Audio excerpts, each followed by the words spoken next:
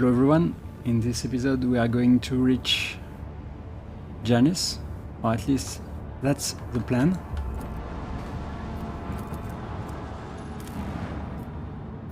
Let's see what we can do over there.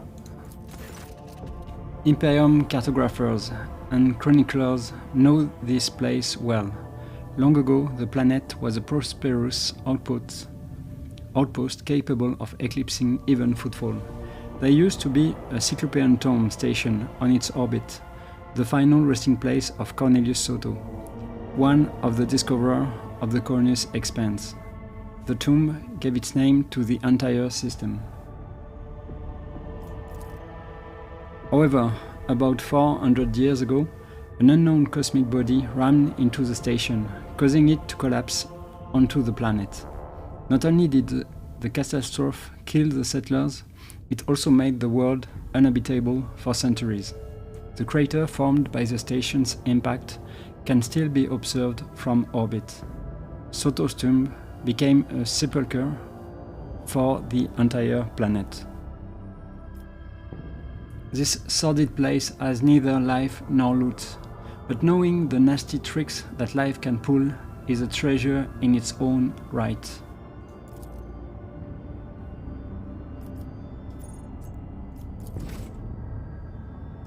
I think this is it for now.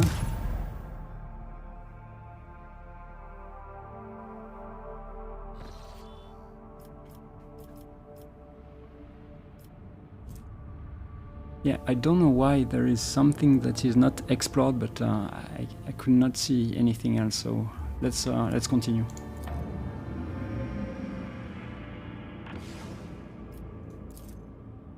And before that, maybe let's check a little my equipment. As always, I'm going to change a little what Kibela is having. Let's see. I think I can change this weapon as a cape. Yeah, the cape is not great for her also. But maybe I will do this later on.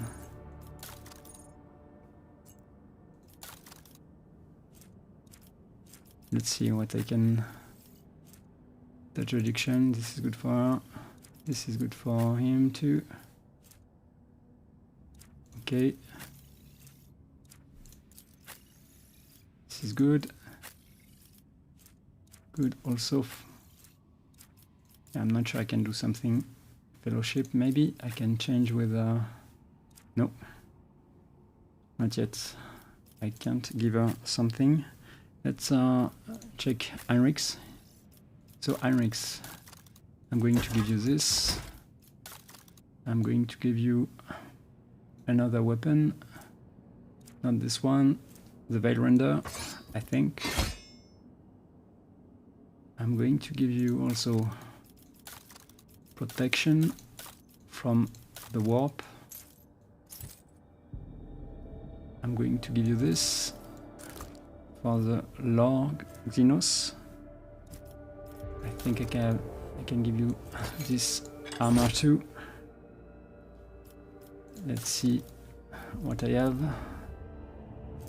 Impulse, Dynamo Boots. Yeah, this is good for him. I have the goggles. It's done. The cloak.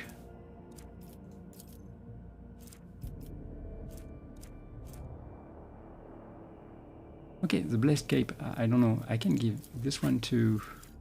Yeah, this is good for her. The Blessed Cape. She's a dogmatic, at least for now. And I can give maybe... This one is okay, but the Rogue Trader's Cloak, it's better for him, I think. Better because you gain Fellowship. And then I think I'm going to give you also another staff. I think I have one better for you now. Let's see. I think I'm going to give you this one. And also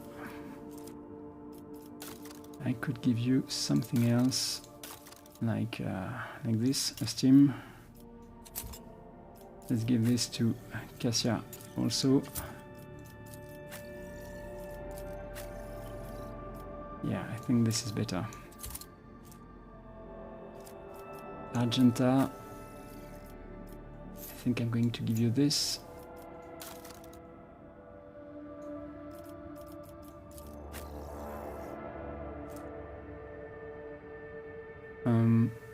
No, it's not this one, I think.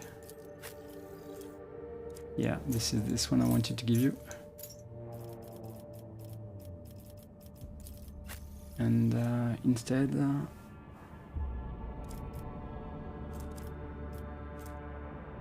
yeah, I'm going to give this to Abelard.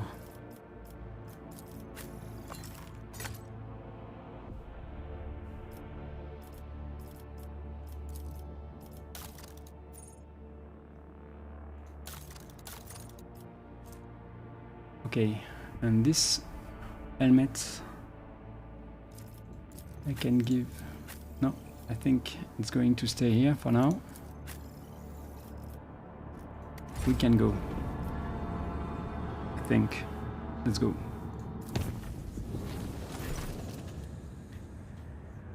As I am now fated to be your shadow, Domin Severan, we must perform a ritual that will seal our bond, for it pleases the Undying One.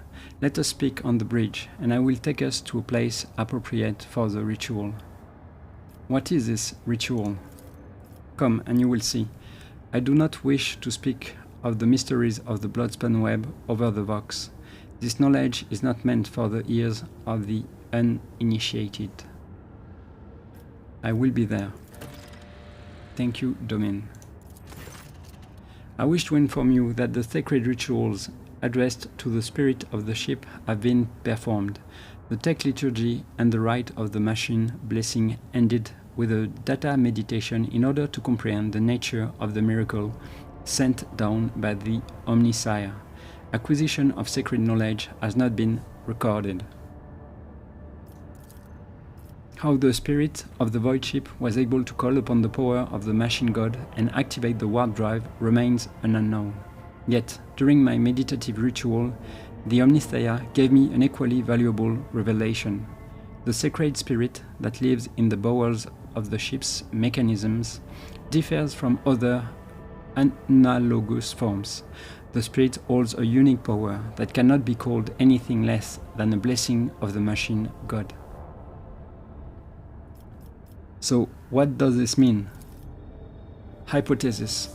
In extremis, the ship's spirit is capable of making unpredictable calculations and actions. It is impossible to predict how it will behave in any given situation, but I believe the spirit is currently showing obedience, at least for now. I recommend that we continue monitoring the ship and be prepared for new manifestations. Remind me what you wanted to find out? When the ship's warp engine was filled with the motive force, despite the mass of computational errors, a true technological miracle was achieved. No doubt it was the grace of the Omnisire, but no such occurrences have been described in the catalogue before.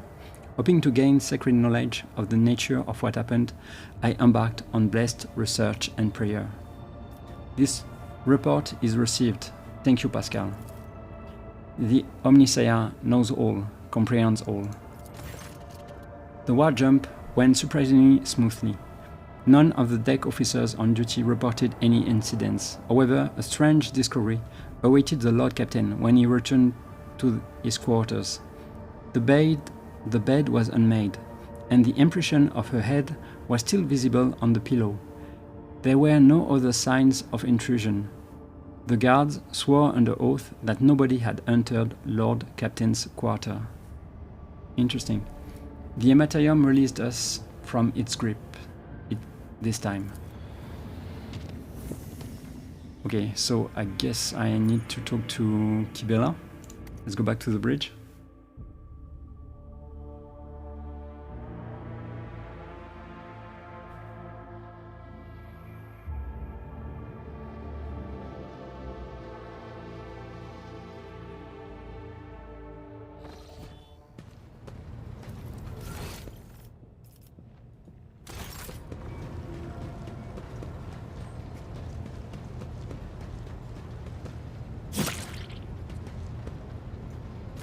Domin. I am ready for the binding ritual. Then follow me, Domin.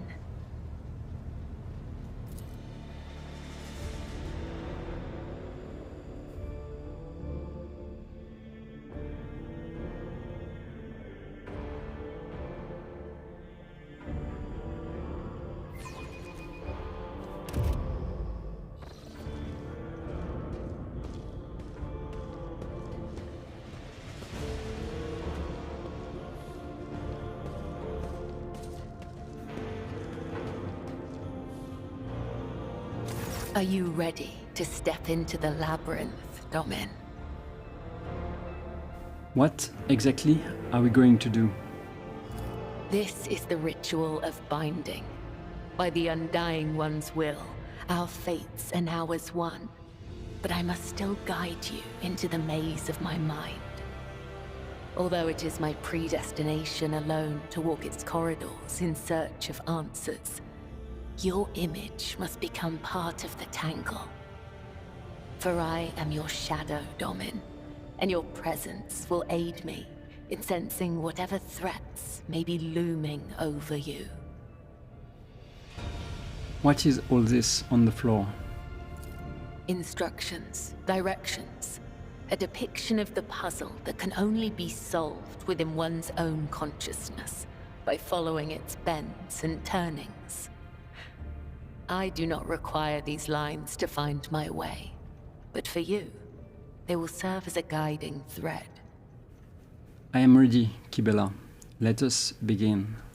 Your weapon for the ritual. Watch the lines on the floor. You can only pass through the gaps.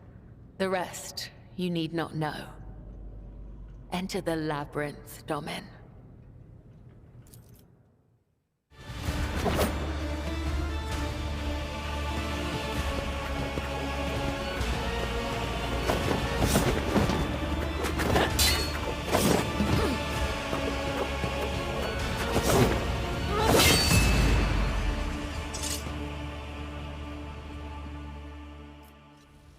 You are now upon the path. Your shadow now walks the labyrinth, and my gaze can now see when danger draws near you.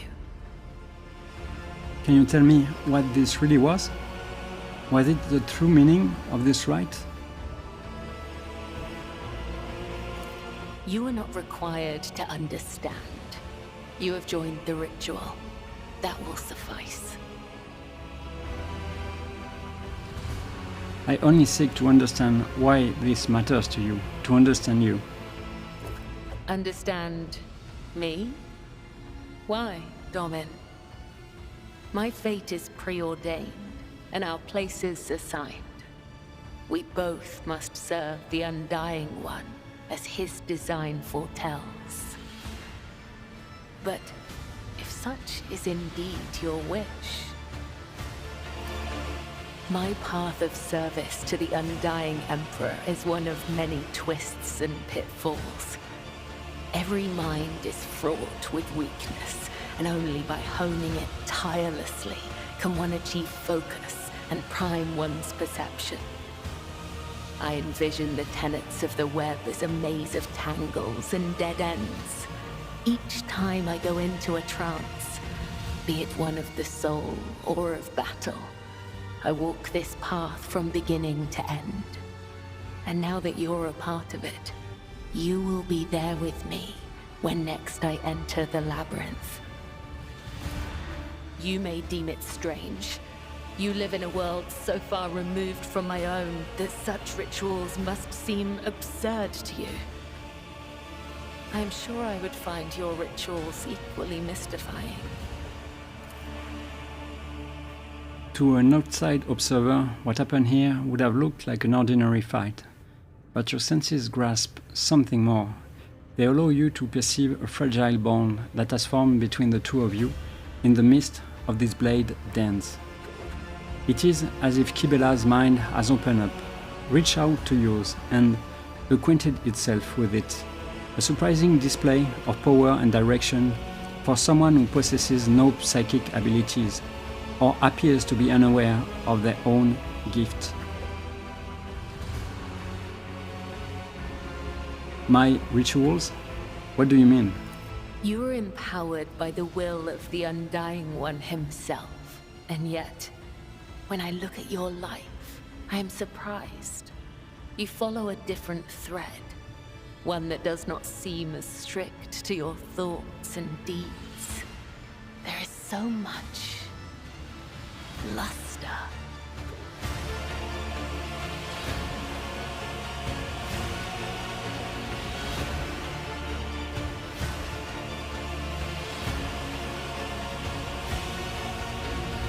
Would you like to see my world, Kibela?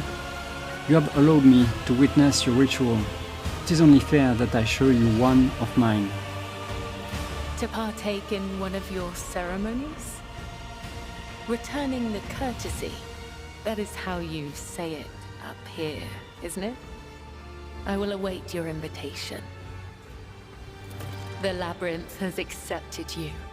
We have danced amid the crossing lines and minds, and by the dance, we are now bound.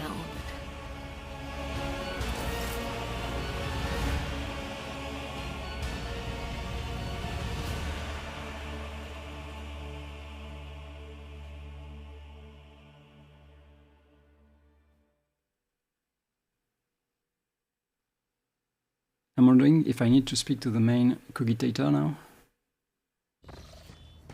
Let's see.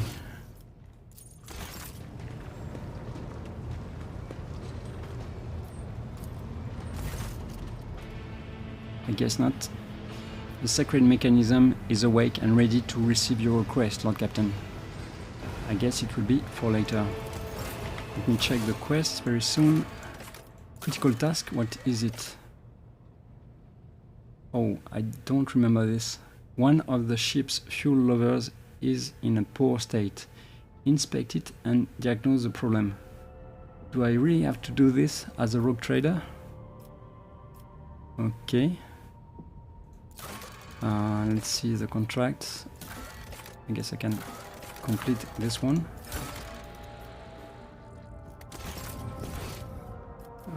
What is it? Irish.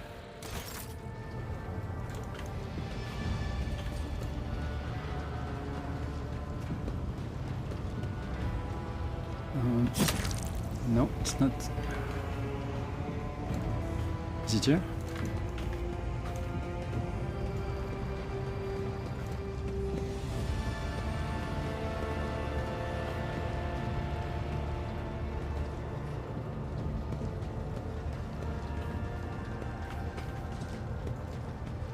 No, it doesn't want to talk to me.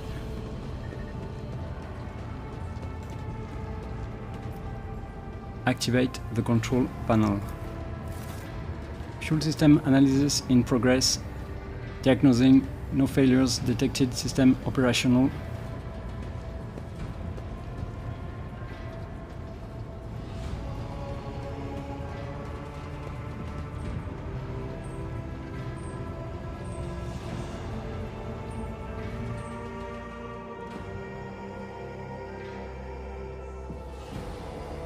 Okay, this was strange.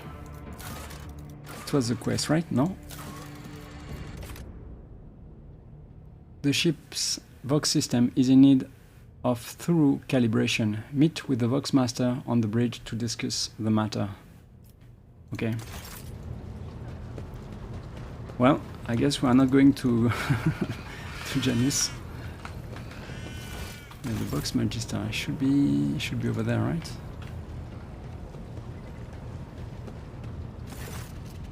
When you approach, Vigdis pulls away from the thin tuning another Vox and bows ahead. Lord Captain, the ship informed me of our imminent meeting.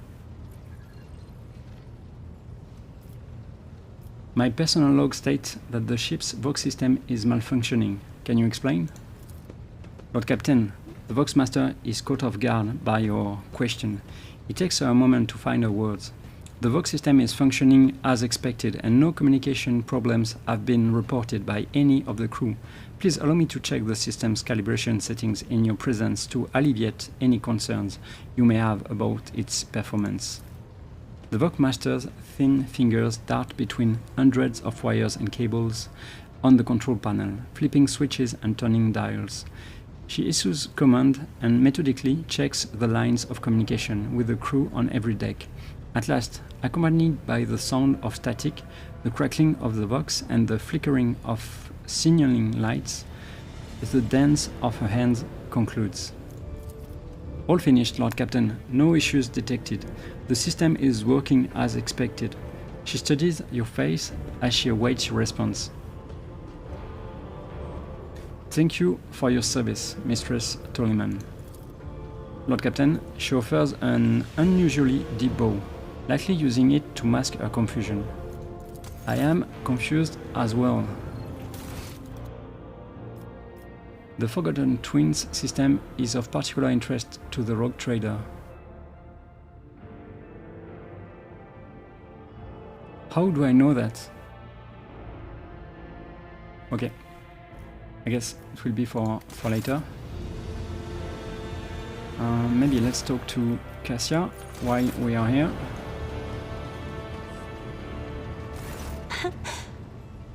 Words cannot describe how boring the bridge is without our stimulating conversations. What does your special sight reveal? You are engulfed in clouds the color of dark umber. They carry an old pain and doubt. As if in trance, Cassia reaches for your shoulder with the tips of her fingers. A strange feeling of relief comes over you, as if your lungs have fully opened, allowing you to take a deep breath for the first time in ages. The young woman notices your expression and jerks away, frightened. I beg forgiveness for my inappropriate behavior. When I see such oppressive colors, I immediately want to paint them a different hue, to disperse them. I already mentioned I cannot control it, except this time. I thought I would be able to, for whatever reason. There is nothing shameful about wanting to help, but you should ask my permission next time. Absolutely. That is what I will do next time. This is where I must beg my leave. I have enjoyed your company. Thank you for the conversation. Okay, let's go back.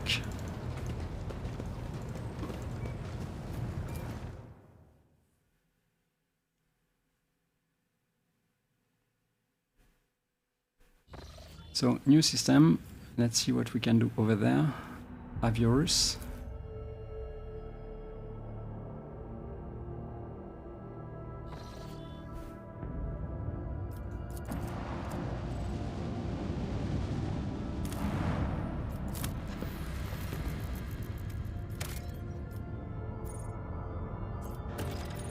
Okay, 2. I think 2 is not worth it. I'm not sure if it's a good idea to interact with it. Because of the skill check, I could pass or not pass. Let's try it. A small human dwelling stands on this barren, deserted planet. Scouts report that an old hermit lives there, who spends his days in prayer to the Emperor. Ask the old hermit for a blessing. To the Lord Captain's surprise, the old hermit turned out to be a navigator, and when the old man discovered the noble status of his visitor, he willingly recounted his tale. He had retreated to his planet long ago, back when he was still in his youth, after he had realized that his mind would not withstand frequent forays into the Hematarium, the realm of the arch-enemy.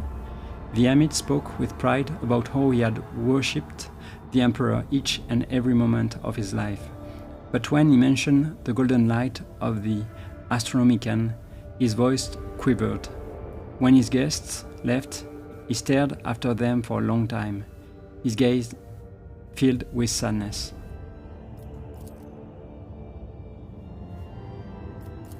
Did I receive something? I don't think this is it.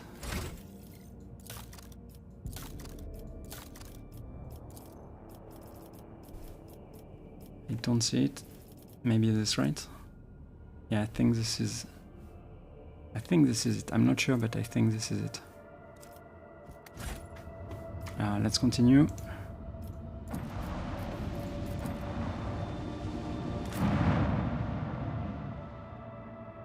Okay.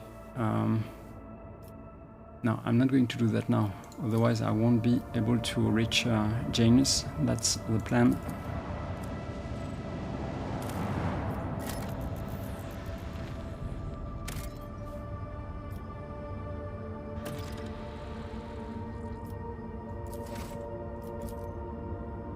There are sects in the imperial cult whose adherents believe transgressors will be punished after death on burning planets.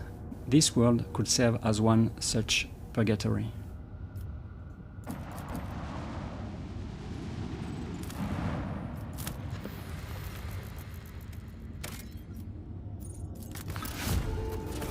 Okay, good.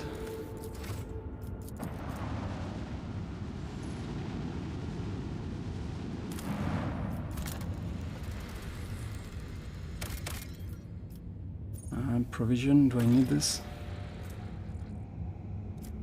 5, I don't know. Let's take this. Okay, let's collect everything. And we are done.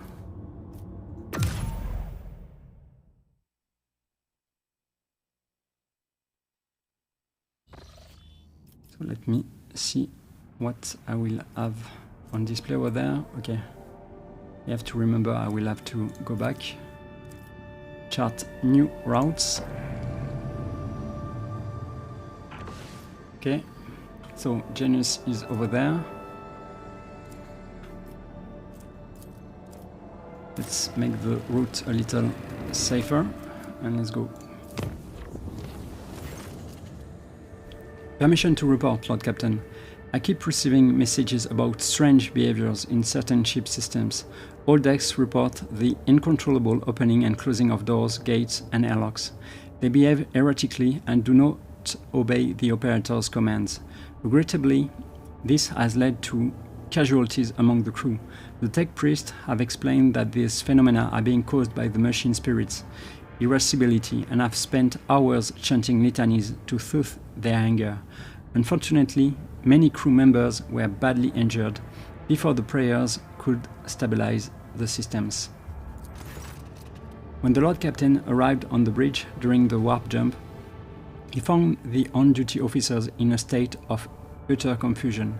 They claimed they had been receiving orders from the bridge for several minutes, orders authorized by the rogue trader, but the Lord Captain had been absent.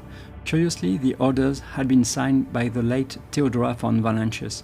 After a thorough investigation, the tech priest attributed the strange incident to the whims of the machine spirits. The ship left the hostile Immaterium and returned to real space. Okay, so let's continue. Trinnitos.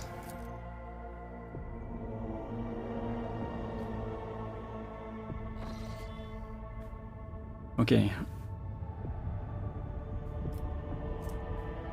Let's go over there.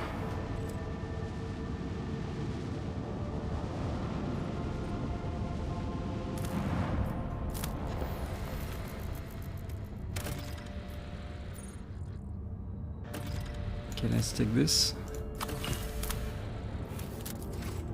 What did you had to say? A natural accumulation of irregularities on a solid planetary surface has been detected. Probability of occurrence of natural materials high. Okay? So if I was playing Grimdark, I will not engage any fight.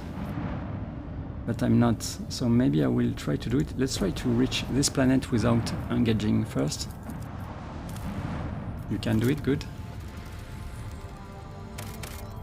What is it? Monastery of the Order of the Hammer. Lord Captain, we have received a transmission from Fullstone. It was sent by the members of the Order of the Hammer, votaries of St. Cognatus, whose monastery is the only settlement on the planet. Or rather, it used to be. Some time ago, a transport vessel, the Navica, unloaded several thousand refugees from a planet belonging to rogue trader Winterscale. The Order of the Hammer has judged the invasion to be an act of aggression and is asking for your lordship's protection.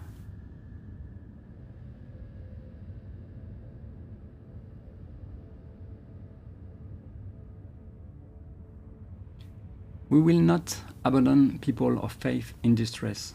Prepare a landing party and my shuttle. I'm taking the monastery under my protection. Yeah, I think this is the best choice I have, for now at least. As it pleases your lordship. 611 days after the feast of the passing of Nicomedes Kiphi, the champion of faith, this quietude marred the calm of the monastery of the Order of the Hammer. Countless tortured souls, steeped in fear, arrived on Fullstone in a star bark. A great apostasy had befallen their home and turned them into abject wanderers seeking help and refuge. Their wicked and cruel captain, the owner of the Navica, had betrayed them. Once the unknowing souls in his care had made landfall on the world's surface, he most deviously recalled his shuttles and left, thus riding himself on his duty of care to the unfortunate lot. Not knowing how they would survive in Fullstone's grim wastelands, the Forsaken people came to the monastery of St. Cognacius, and there they surrounded its walls. They hammered their fists on its gate, and implored and wailed, "Take us in, protect us," and what once was a place of serenity and grace was now full of din, disorder, and all manner of things despicable. The interlopers brought with them worldly futility and strife, and mayhap also the seeds of alluring blasphemies, if friendly heathens lurked in their midst. After a prayer, the prelate, Ectatius, turned his eyes to the past in search of instruction. Prelate Ectatius recalled the first missionaries to set foot on Fullstone vast wasteland, led by their zeal for serving St. Cognacius, and those missionaries had received the blessing of Nicomedes Kiphi, the champion of faith who had travelled with them in their star bark, to found in this place a humble and pure abode, wherein to cultivate wisdom and piety. And St. Cognacius, a man of great endeavour, a warrior and a wise artificer, never cowered behind the walls of a librarium, but stepped bravely into the darkness, carrying light in the palm of his hand. And he commanded others to do the same, and not only Fullstone but many other worlds of the Coronus expanse bear its imprint. And Prelate Ectatius did welcome the interlopers warmly at his guest, but he did warn his brethren to keep their vigilance. The brethren and sisters of the Order of the Hammer came forth to meet the strangers, carrying water and protein victuals, and medicinal herbs and jugs of promethium. But the crowd came to blows over viands, and blood was spilt, and many were trampled and mauled in the stampede, some of them dwellers of the monastery. Then the warriors of the Order of the Hammer donned their flask coals, inscribed words of praise to the God Emperor on their tactical visors, and went forth ready to render service in battle. With lasgun and bolters they pierced the interlopers, with their chainswords and power flails they struck them, and a great and bloody harvest was reaped that day. But the interlopers, too, scant through their armament, was and scanter their skill in battle, slew many among the monastery dwellers, for great were their number and greater their desperation. The monks fled beyond their walls, and rang the vox alarum, and shut the gate, and commanded the armed guards to keep watch over that gate, slaying any who approached. A quarrel broke out. The hungry and the sick lay siege to the monastery, begging for help. In their spite, they blocked the water collector and empowered the generatorium. The faithful, in the meantime, made ready to resist. And a miracle came to pass. The God Emperor. Okay, let me see what I can say. The God Emperor summoned Prelate Ectarchius and the leaders of the interlopers to hold each to account for their deeds. Yeah, but because you have the dogmatic choice, the iconoclast choice, and the heretical, you are pushed to do something else. The God Emperor commanded his formidable boarding force to fall upon the interlopers and slay as many as could be slain, extended a veil of protection over the interlopers, taking them into his care and thereby of all Fullstone with them, unleashed his armed force upon interlopers and monks alike, wreaking great shedding of blood and pillaging from his delectation, bade the dwellers on the monastery fight the interlopers for his amusement, like beasts of war, and promised a generous boon to the victor, cast a contemptuous eye over the aftermath of the bloodshed, and departed with words of abuse and reproach. Let's go with dogmatic. They were defending themselves, so commanded his formidable boarding force to fall upon the interlopers and slay as many as could be slain. And there was a great battle, and the accursed miscreants lost their lives in great numbers. The rest fled swiftly to the wastelands, there to hide in fear. And Prelate Ectarchius sent a vox transmission to the rogue trader, beseeching, "Destroy us not, but extend a hand of protection over us. For these wicked people will return to exact their vengeance." The most exalted rogue trader gazed over Fullstone's expenses and quoth, "Now it's mine." Who is going to choose two? I don't know. Let's choose one. It is mine. And the faithful rejoiced, for henceforth they would have an unwearying and mighty guardian, and they proclaimed it for all to hear. Thinking him of glory, they unsealed the airlocks and opened the abode's gates. For a great endeavour in the glorious name of the rogue trader awaited them. Fullstone was to be led to prosperity and faith, to triumph. After a prayer, the architects set to work. In accordance with the saint's teachings and the parameters set forth in the standard template construct, they erected spacious living quarters and sturdy fort walls for the planetary militia, and a spacious auditorium wherein to trade and store goods, and a proud censorum within whose walls clerks and servo-bondsmen would maintain order and keep statistical records. Okay, project, I guess. Hammer of Epiphany. Yeah, it's good, but it's not crazy. Okay, yeah, it's blocking the rest. Okay, Trajan could be useful. Yeah, it's blocking the rest too. Holy Gift. The Lord Captain Void Ship gains the Emperor Retribution feature. Not bad.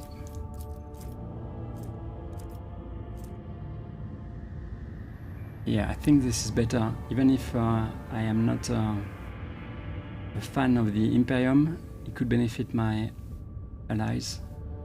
Severin gains the Benevolent Protection feature. I think I'm going to choose this one.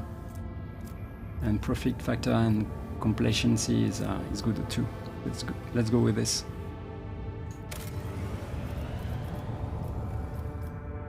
Okay. So, do I do this? Got it. If I was playing Grimdark, I will not do it, but it's not the case, so let's try to do this. Here we go.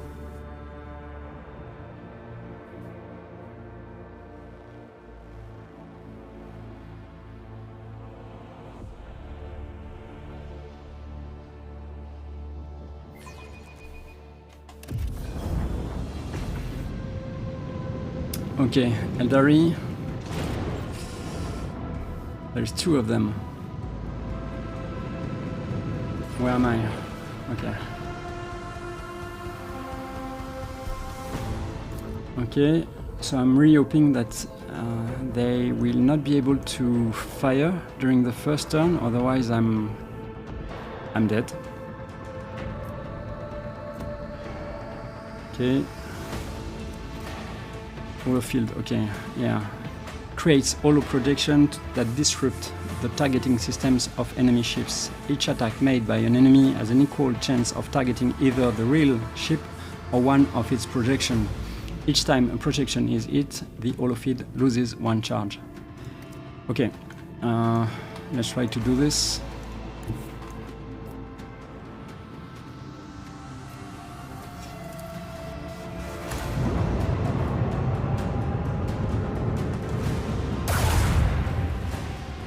Yeah, it's a miss.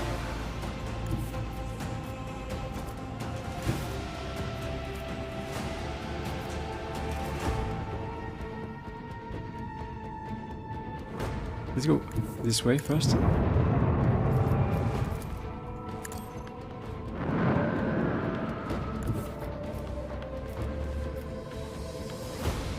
Okay, let's go this way.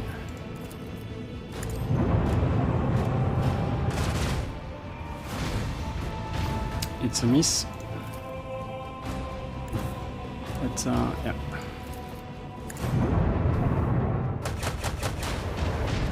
Finally. Okay.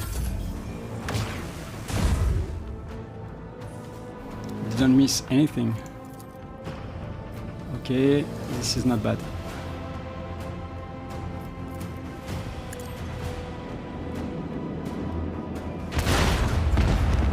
Good.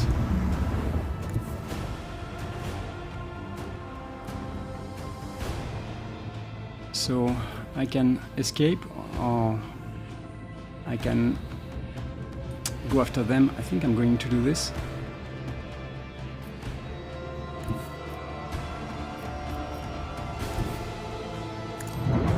I don't think it will be able to hit me when too close.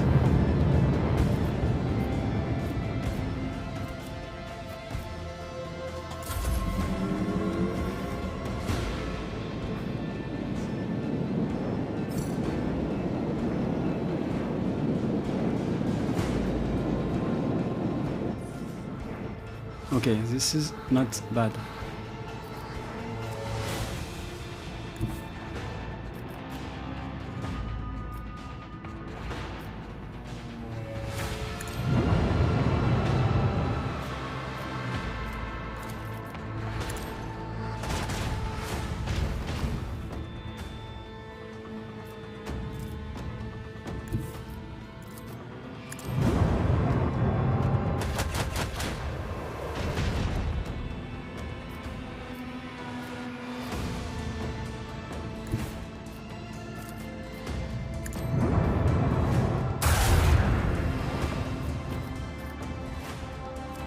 Can't do much.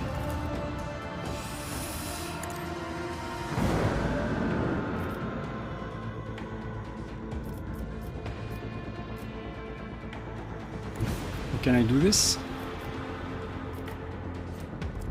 No. Can do this.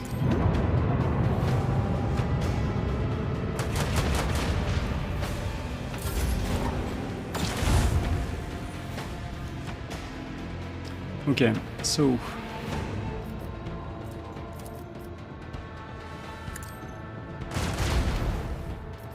not bad.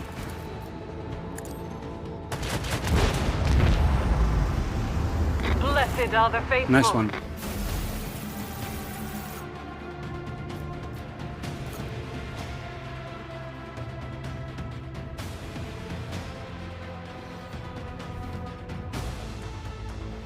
Okay, let's go to the bridge. I think I'm going to try to upgrade my ship. My ship.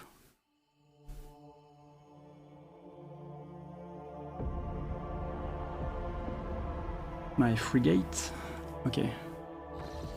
So, let's see what I can do.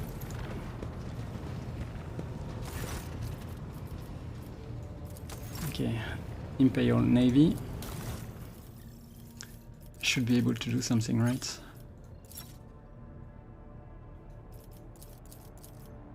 Okay. Yeah, this is.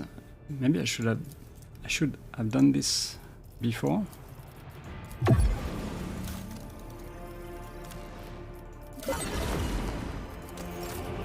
Okay. Let's see what I can do. This one is really good. Flows of the hemathium cause an enemy ship to immediately turn 45 or 90 degrees depending on the ship's maneuverability. If the ship has suffered dull damage, this abrupt turn additionally deals damage equal to some percentage of the ship's missing hull for a 45-degree turn and deals that damage twice for a 90-degree turn. This is really good. And I need also to be able to turn more easily, so let's go with this new heading. While moving, the flagship may make its next turn at 90 degrees instead of the usual 45. This is good. I can't upgrade anything at the moment. Okay, no damage. This is better. This is better, I think. Not all the time, but okay. Yeah, I think I know this already.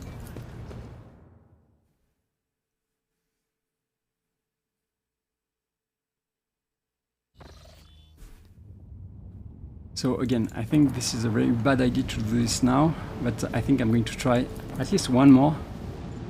And if I die, I die. That's okay.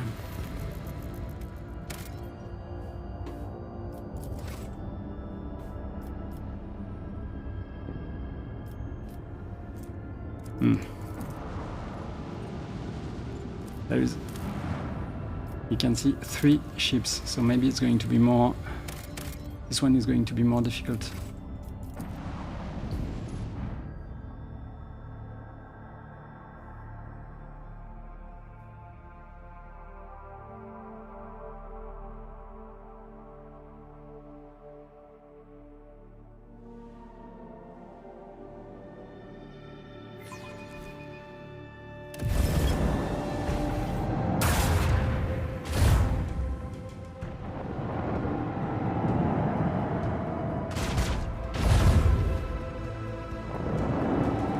Okay. It can target me twice. This is bad. I don't like it.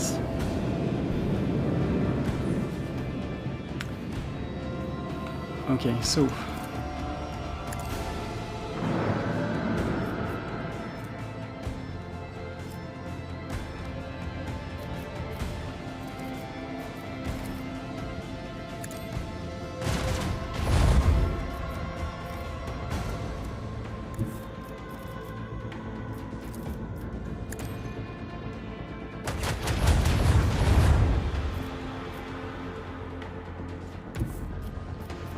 can do much.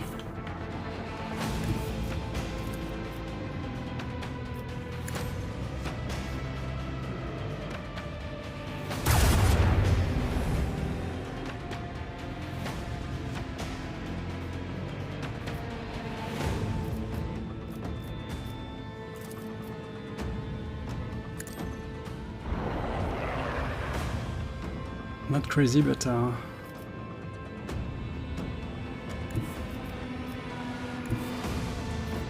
okay.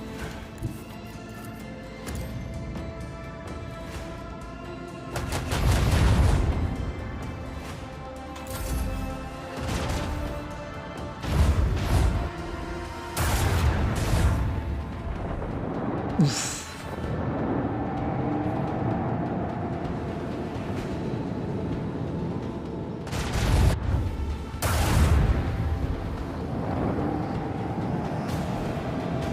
Stop. Come on.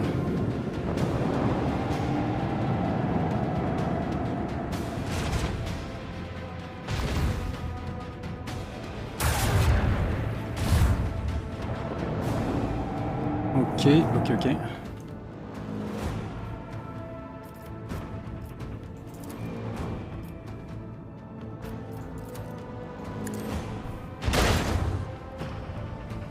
Yeah, it's not crazy.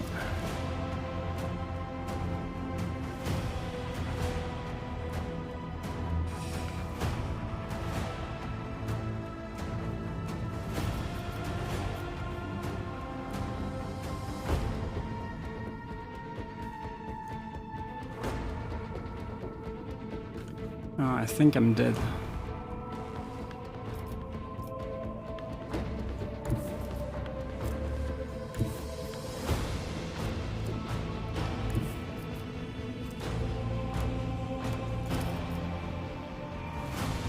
Let's check this.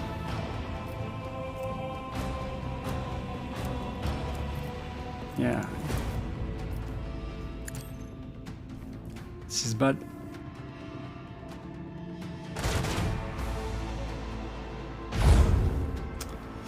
This is horrible.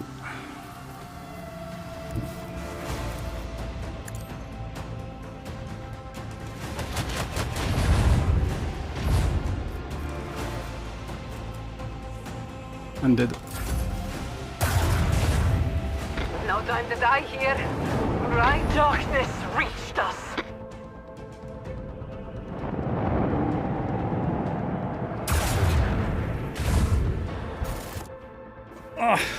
Okay. Let's try one more time.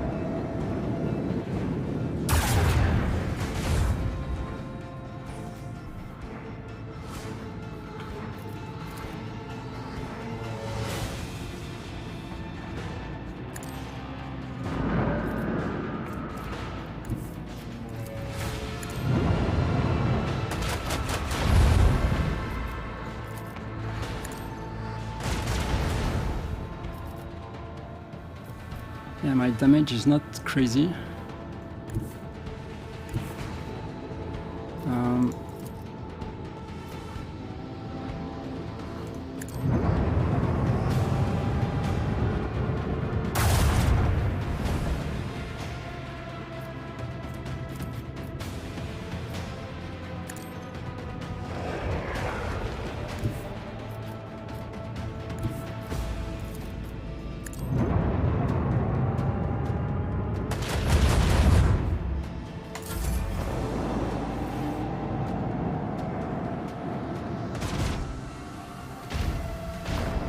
This is good for me.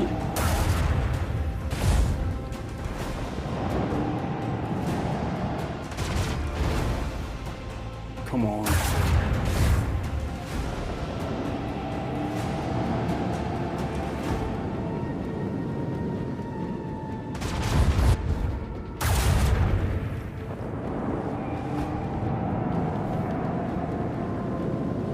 Okay, this is better.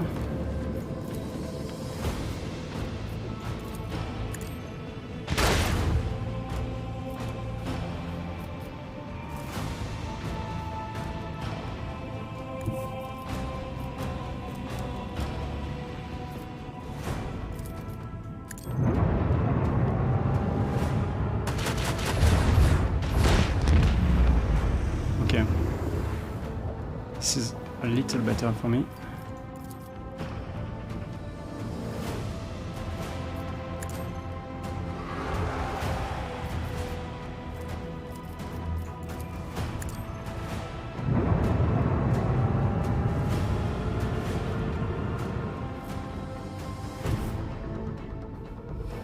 let's go this way, maybe. I don't know. Maybe this way. I can't target them.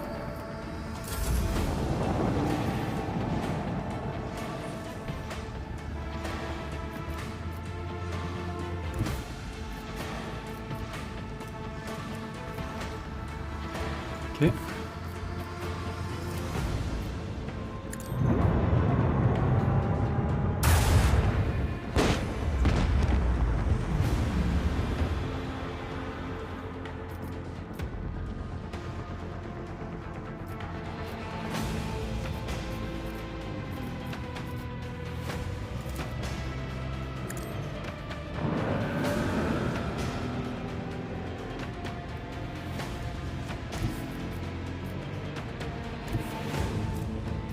I'm not going to go there. I think I'm going to go this way. Or maybe new aging. Shouldn't have done this. Okay.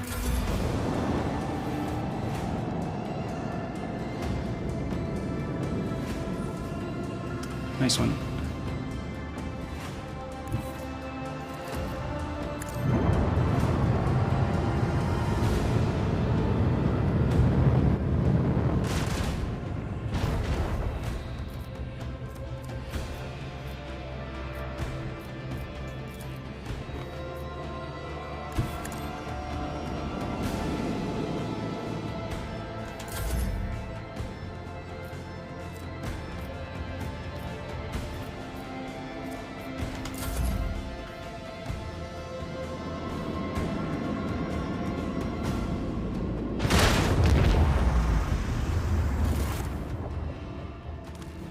Yeah, it can be done, but you have to be lucky for this one. Okay, let's repair the hull. Let's. Can I upgrade the ship? No, I don't think so. Let's just check it. 100 scrap. I can't.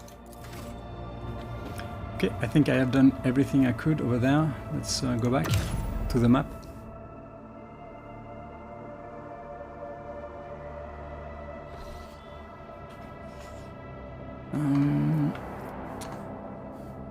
Let's chart new routes.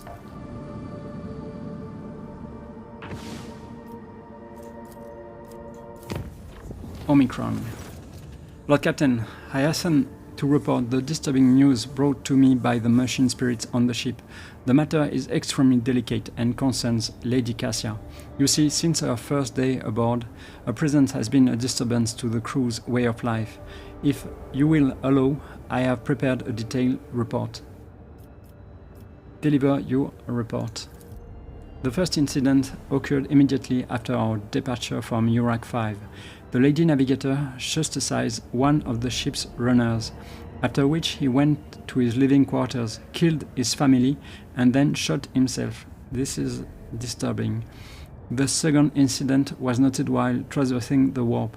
The Lady Navigator gave the pilots the wrong instructions, and the void ship was thrown off course for a matter of minutes, but this was enough for the forces of the Hematerium to anger the machine spirits enough for them to start a fire in the service bay. After that, officers living near the Lady Navigator's quarters began to express extreme emotions: hysteria, apathy, euphoria, rage. This is quite detrimental to crew morale and performance. The last incident was recorded on Footfall. Around 100 living birds were delivered on board during our stay on Footfall. Each bird cost a hefty sum, but I have failed to discover their purpose and subsequent fate. I was also told about a conflict between the Lady Navigator and the Seneschal, alas, with no details. If you like, you can ask Master Vezerian directly. Things are even worse with J. Haydari.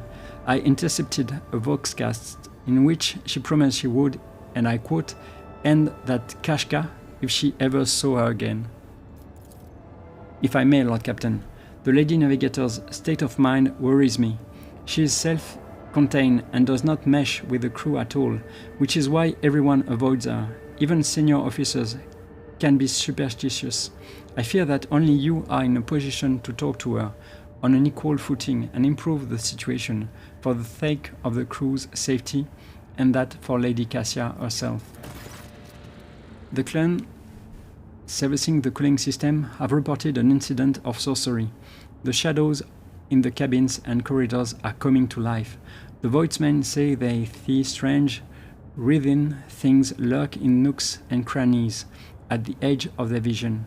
If they look away, the things spread over the room, gnawing on everything in their path and attacking the weak and infirm.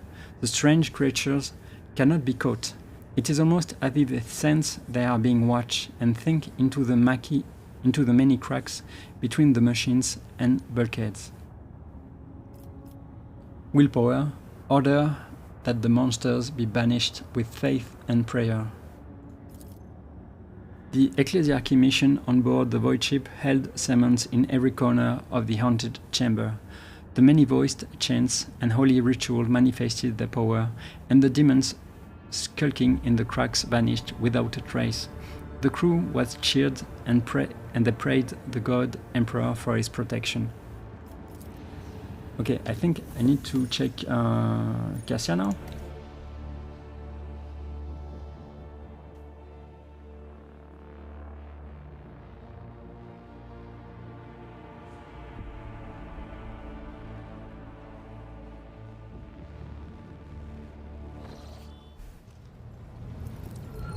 Cassia.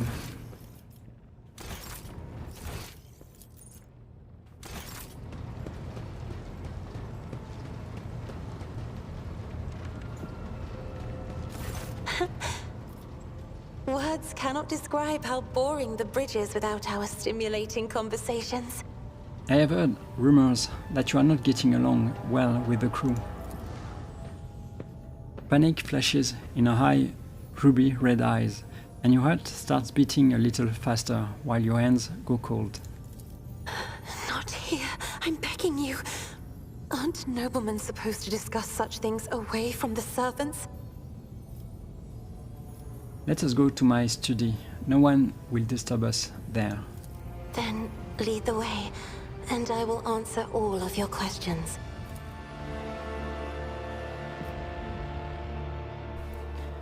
What is it you wanted to talk about, Lord Captain? I have nothing to say to the unfounded accusations about my conflicts with the crew. I cannot recall my having a single quarrel with any of your people during my entire time aboard.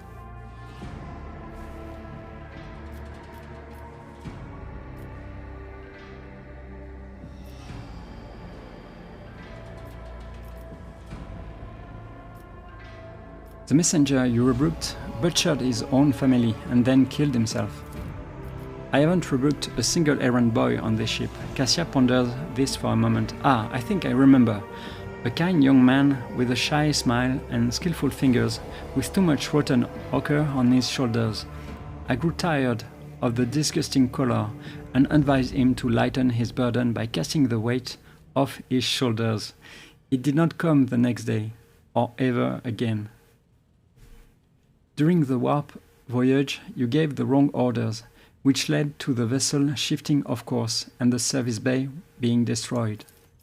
I saw something in the warp, something vast, predatory, shimmering with indescribable colors. It came from nowhere and stared at the ship with hundreds of hungry eyes, right there in our path. I decided to change the course while it was possible, but did not want to sow panic. Would it have been better to tell the crew we were heading straight into a monster gaping maw? The officers are reluctant to be quartered next to your chambers because of the constant emotional outburst it causes them.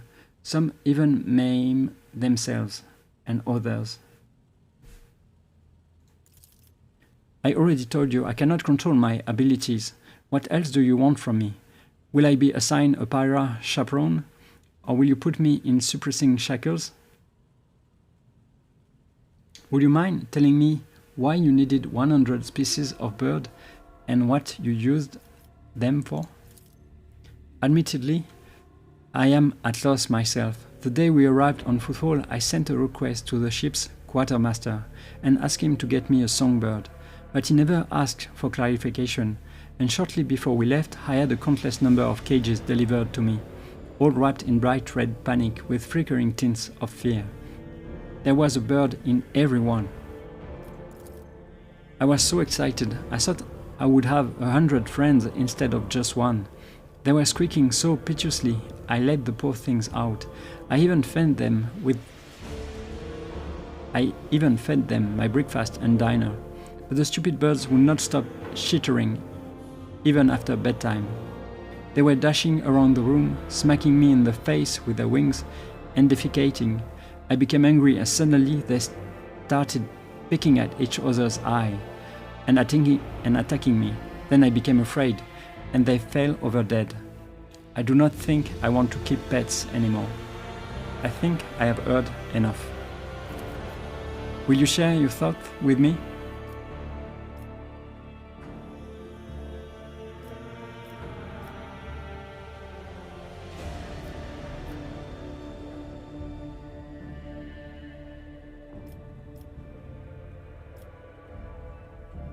You have a kind soul, but have difficulty reaching out to people.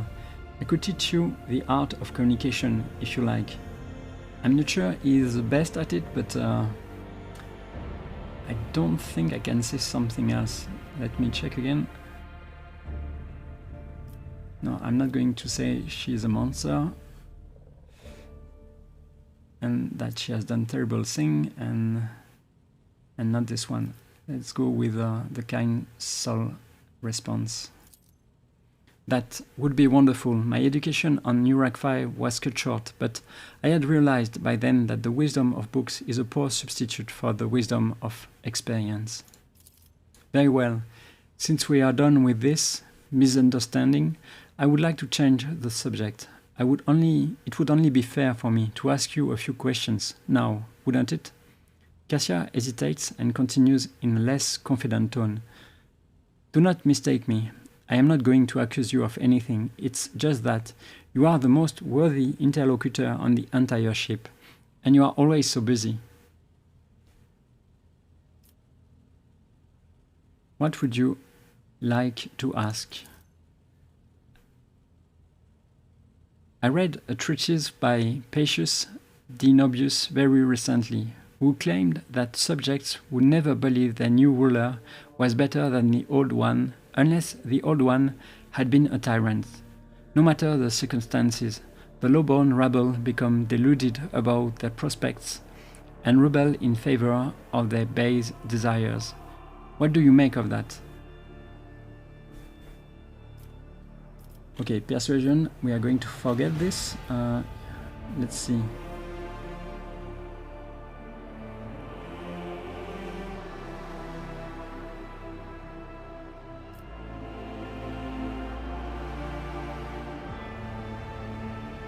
Let's go with the lore Imperium. Your interpretation... Who is giving me lore Imperium? It's Jay, of course. Okay. Your interpretation of this classical text is not entirely correct. The subjects have grown accustomed to their ruling house. All the sovereign must do is refrain from breaching long-standing traditions. Adjust unwanted laws as gradually as you would shift the bed of a flooded river, and no one will ever take your power from you. Cassia thinks for a moment and then smiles. Indeed, I was not wrong about your merits or your ability to hold a conversation. I hope my second question does not confound you either.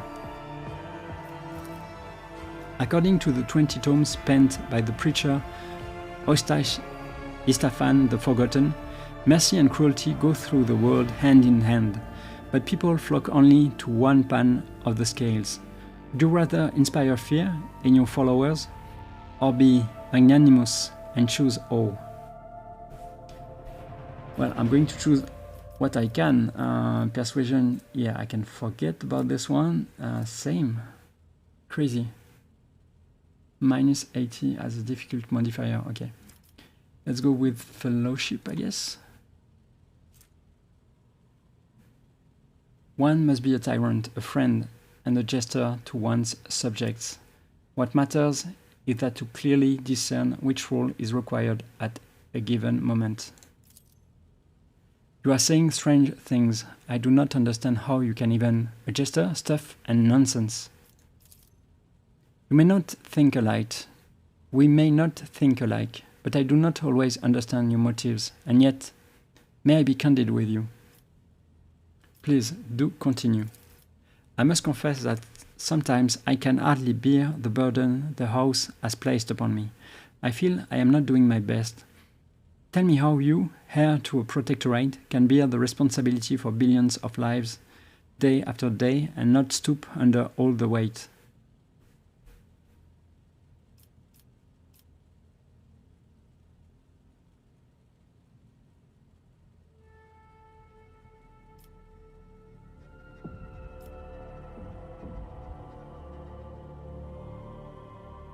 I could choose this response because I am leading the dynasty toward prosperity, I guess.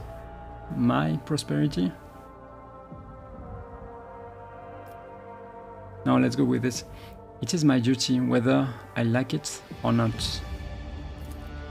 Thank you for your patience, Severan. You are helping me to see the world in different colors, a novel experience for me. Our conversations hold a special place in my heart. Allow me to bid you farewell for now. I am heading back to my chambers to consider today's conversation.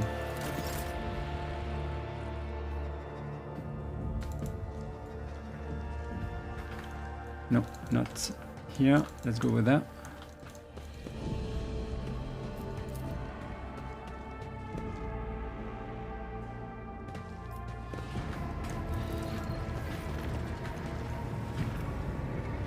I think we can continue.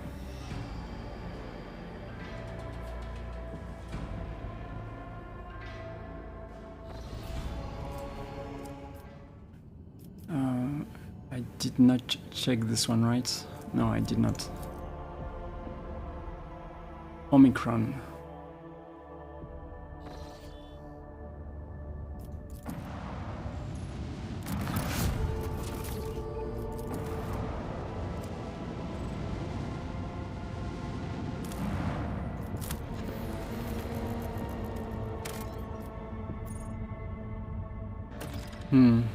Do I do this? The ruins of an ancient imperial city were discovered on a dead world, completely deprived of an ecosystem. According to the report, the entire settlement is contained in titanic glass dome that once held an artificial atmosphere. Your augurs detected the framework of 3 other similar structures that were never completed. For whatever reason, the dome systems failed, and left behind is this city, a ghost that never managed to become a proper colony of the Imperium. Send out a crew to explore the city's temple district. Good. The temple district is situated at the heart of the city. The God Emperor's statue, intricately carved from precious crystal, is suspended beneath the dome, supported by chains of gold, and can be seen from anywhere in the colony. Inspired by the majestic sight, the expedition members set off to explore the area with renewed vigor. Soon enough, they stumbled upon an ancient weapon lying on a pedestal, wreathed in sunlight. The expedition brought it back to the ship and told many tales about how the Emperor himself, who had been watching them from above, had directed their attention to the sacred relic. Order the scouts to gather as many supplies as possible. Your people flooded the city like a tidal wave, filled building after building, bunkhouse after bunkhouse, and receded from its quiet streets just as quickly. There were plenty of useful things among their findings, including foodstuffs and weapons. Drain the remaining fuel from the generator stations. The city won't need them anymore. It takes several trips to deliver the massive Prometheum storage tanks to your vessel. The crew grimly points out the colony was running out of fuel. Had the life support systems not failed prematurely, the locals would still have perished due to lack of energy. Explore the local palace. A lavishly decorated estate of the local ruler towers over rows of featureless bunkhouses. Several explorers perished from the cleverly hidden tripwires in the courtyard, but after losing their companion, the team easily disarmed the remaining traps in the estate. Anything of value has been promptly delivered to the rogue trader's vessel. The Lord Captain was even given an exquisite sword found in a secret cache that once belonged to the mansion's owner. Eldari weapon. I don't think I will be able to use it. Leave the Dead City, at least for now. Okay, I think we are done here. Let's continue.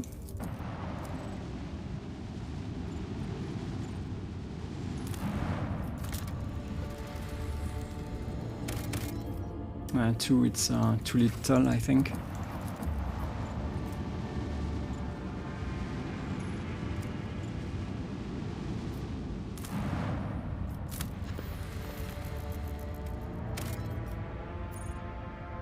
Magnetic storm. The magnetic storm raging above the planet blurs the gaze of augur arrays. Only truly powerful diviner machines may see through the currents of magnetic fluctuations in their blessed vigil and discover the mysteries of this emperor-forsaken planet. The rogue trader has decided to leave this unwelcoming world. Maybe he will return here one day. I think I will. Okay. Let's see if there is something else about this. The rogue trader's augurs cannot pierce through the magnetic storm raging above the planet. Only truly powerful secret technologies can gaze into the eye of the storm. I guess I don't have this kind of technology for now. Let's continue. Let's maybe check my inventory. Okay. Blessed bolter casing. Single attacks with bolter weapons automatically hit the target. Oh, this one is easy. It's for you. And I need to equip this. Commerce. I don't think I will be able to use this.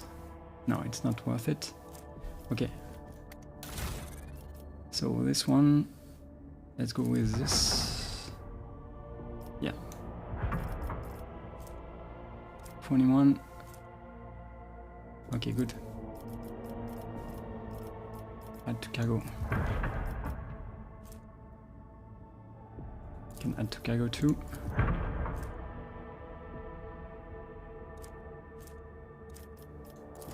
Let's continue.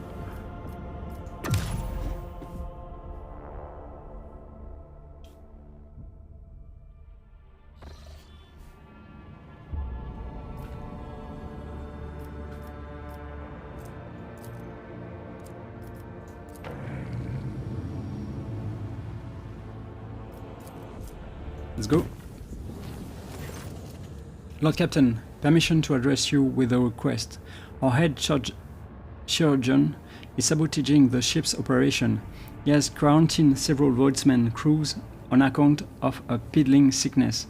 People don't even go to the med bay when they come down with it. They just wipe their noses and keep working. Only a dozen or so die from it in a whole year. We are sitting on our hands here, so I ask you to talk some sense into him.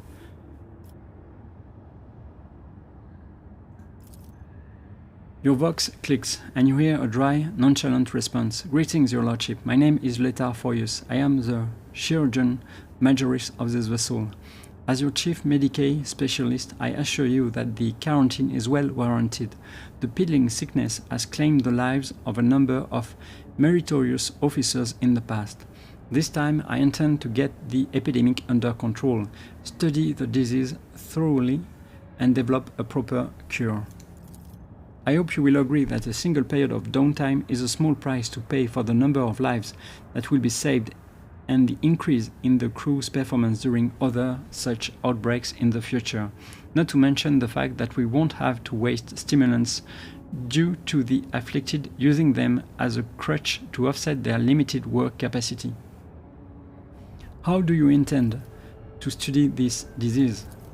By gathering enough infected individuals together, letting the illness progress, comprehending its properties, and finally killing it. The disease goes through several stages, with each containing clues to its nature and vulnerabilities. The Voidsman will have to stay thick for some time until I discover the cure, assuming, of course, that the disease is reversible in its final stages. This is an horrible decision.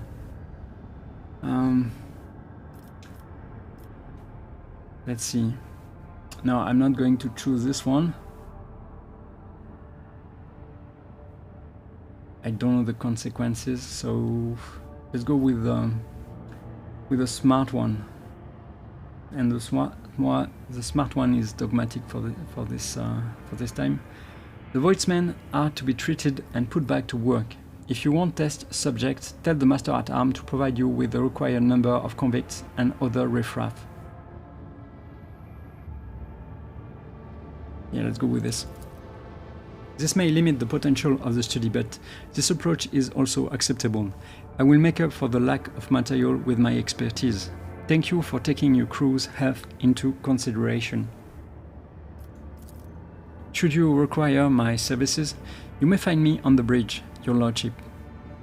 Yeah, I will have to talk to you, I think. Lord Captain, I bring dire news. A feud has broken out between the clans that maintain the Void Shield arrays. Rumor has it that the Lady Theodora was seen on the lower decks, and so one of the families called for a rebellion against the usurper of the Void Ship. That is you. So far, no one believes their mad tales, but unrest has begun at the fringes of the compartments. The ship's enforcers are ready to eliminate the instigating clan or pacify the entire Void Shield crew. The decision is yours. What is this story about Lady Theodora? Rumors of Lady Theodora's presence on the Void Ship has been circulating for a long time and appear to be a deliberate provocation rather than ordinary drunken ramblings. Perhaps someone is intentionally stirring up the masses to rebel against you. Or perhaps it is the influence of the warp.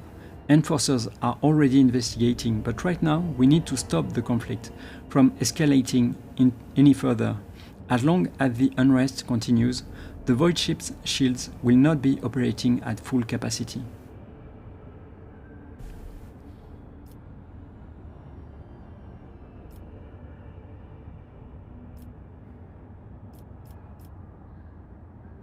Destroy the rebellious clan and find a replacement among the neighboring crews.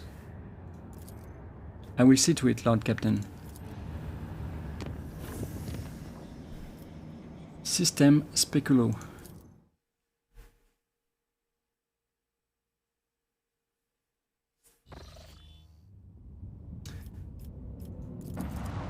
I'm not going to take this battle, I think.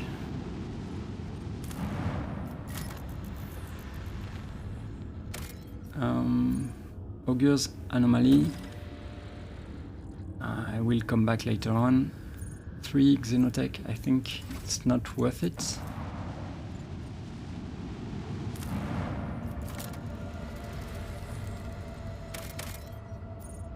Two, same.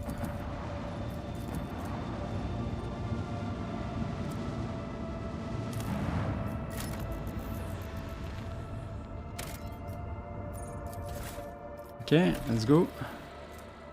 Yeah, I won't be able to use it. Let's continue.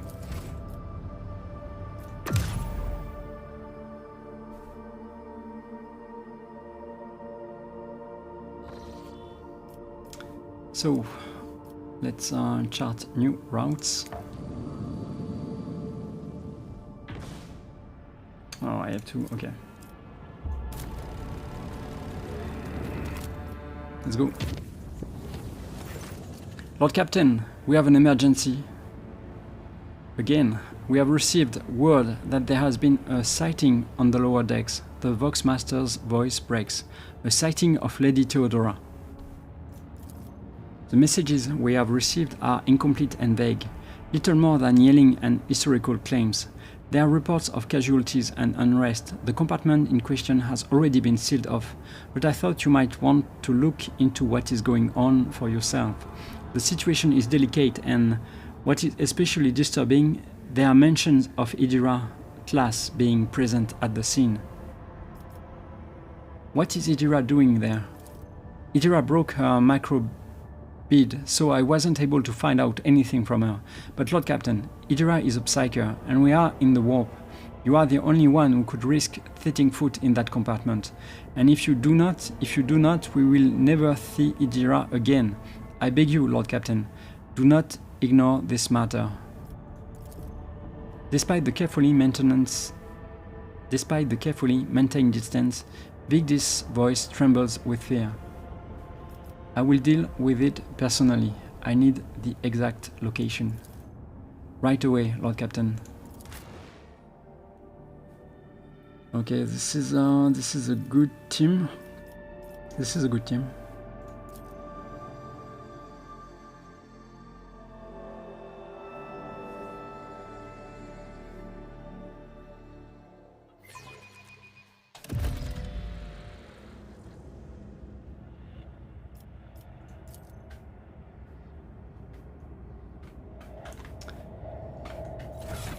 Okay.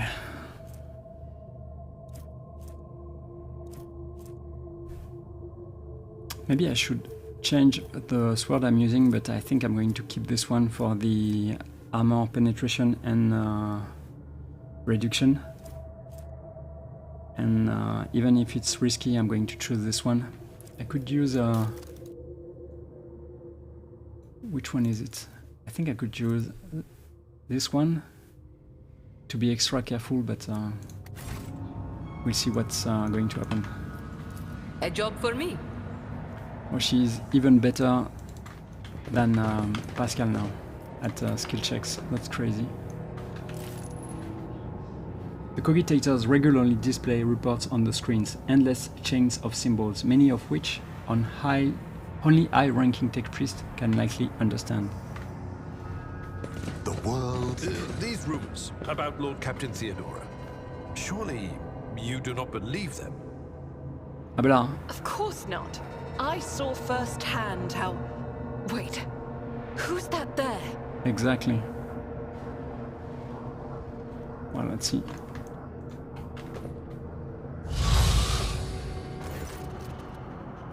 And who deigns to grace us with their presence? Another gaggle of heretics and traitors thirsting to get their due for what they have done? Or is it the leader himself who has finally grown tired of hiding behind others? Theodora von Valancius is before you, and she looks grotesque. Her hole yawns wide in her chest, rusted hooks protrude from beneath her skin, and a lumpen, inflamed scar cuts across her throat. The figure flickers. I thought it is dropping in and out of this reality. She looks at you with the wittlish eyes of a corpse and smiles venomously. Rogue Trader, we meet at last. I had grown tired of waiting for you to pay me a visit. Theodora's look is appraising, and a mocking tone turns to one of distaste. Indeed, centuries of selfless toil and effort, and everything I left behind has gone to this non-entity. Argenta's eyes spark with fury. Warp illusion, begone. Argenta, my dear, there is no need to make such a fuss. Why don't we sit down over a cup of recaf like we used to? I will listen to your rapturous tales of sacred relics, portents, and your special path. You must have been so lonely without me here. No one else is willing to listen to your ravings or help you with your childish treasure hunt. Theodora laughed melodiously, almost without mockery. At the sight of the terrifying Theodora, Abelard's face turns sickly pale. Throne, spare us from the cursed apparitions of the arch-enemy. Is that what you are truly praying for? I can hear how fast your heart is pounding, Vederian. I think deep down you hope this apparition never ends. What are you? Theodora's lips curl in a malevolent smile. What, you ask? You dare say that to me, little boy? I am Theodora von Valentius Massimo Ascarus, rogue trader of the Imperium and commander of this void ship. Alas, my glorious voyage through life was ended in the dullest possible way, by death. A nuisance I staved off as long as I could. But do not weep for me, my boy. I am still keeping an eye on my property, and punishing all those who failed me. Theodora bears a rotten teeth in a snarl, her laughter piercing. What do you want with me? Why were you waiting for me? Theodora wearily rolls her eyes. Matters are so dire that the pleas of one of my servants breach death veil to reach my ears. How could I ignore such a desperate cry for help, and from my little Idira no less? And once I appeared here, of course I had to meet the pretender who has allowed this deplorable state of affairs.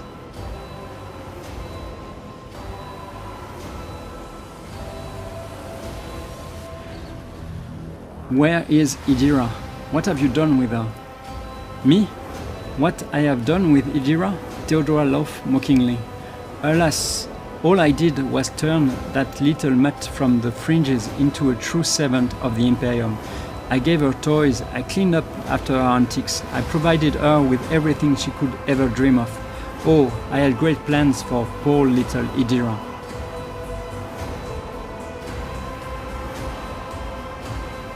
I will send you back into the abyss you crawled out of. You, of all the people to ever threaten me, you are the most pathetic boy. All that you possess now was given to you in error. You are unworthy of such a generous gift, and you are incapable of holding on to it. I am here to seek retribution against all who failed me, my brainless crew, my useless officer, my pathetic servants who turned their backs on their mistress in her darkest hour. And worst of all, you, my dear heir, you who have undeservedly claimed the warrant, and everything else that is mine. I will drag it all to the warp with me, including you.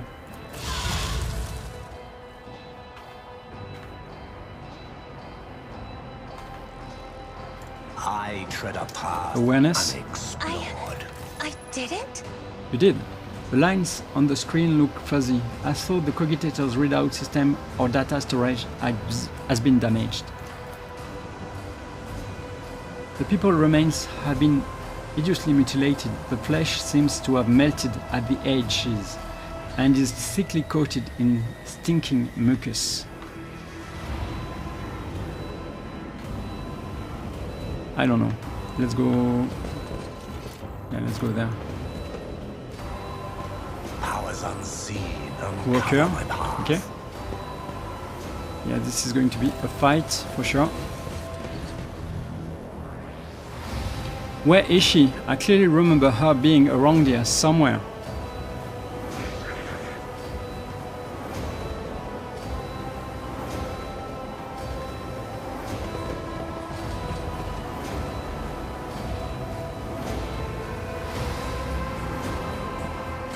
Ah, there you are, my little coward. Why don't you look at your captain, Idira? It's wrong, it's all wrong. Look at her, boy. My little Idira is utterly trapped in her visions. No matter, I will allay your doubts. Lord Captain, Idira turns her head to you, but her demented gaze only rests briefly on your face before sliding away. Up close you can see that the base of one of Idira's temple implants has blackened and melted. No, wait, Lord Captain. Lady von Valentius. Idira raises her eyes to Theodora, who stands before her. Tears stream down Idira's cheeks. You came back. Theodora clucks her tongue in sympathy, reaching out to tenderly stroke Idira's hair. Poor little Idira. There. How could I not come? You were crying for me so desperately. You please carried to the very depth of the warp itself. The smile suddenly drops from her mutilated face. Why didn't you save me? Why didn't you warn me? Answer me, you insignificant wretch. I will drag the answer out of you myself. Theodora's fingers dig into Idira's scalp, meeting no resistance. Idira lets out a soul-chilling howl and tries to grab the hand tearing into her, but her fingers pass through the monster's flesh. I didn't hear anything. I didn't hear anything that could have had anything to do with you. I'm sorry, Lord Captain. I failed. Idira breaks into a strangled scream, and you feel the air around you rapidly grow colder. Argenta wordlessly swings her weapon up and aims it at Idira, who is struggling in the monster's hold. The Sister of Battle looks at her without an ounce of doubt or mercy. Idira? No. Argenta, I will remember this. Argenta, stop. Argenta wrinkles her nose at your shooted command and lowers the weapon by a few centimeters, but she does not put it away. Idira, snap out of it. For Vigis, she's going out of her mind with worry about you. Maybe let's do something else. Persuasion is good. Let's go with persuasion. Idira, I am your captain, not her. Listen to me and snap out of it. Idira shudders and goes limp. Then she blinks, disoriented, and looks at you. Lord Captain! Damn it. Theodora shoves the Psyker away with a low snarl. The rogue trader's body begins to change, losing its human shape. Chaos will devour you. It will devour everyone responsible for my death. Die. Die for the delectation of my Lord.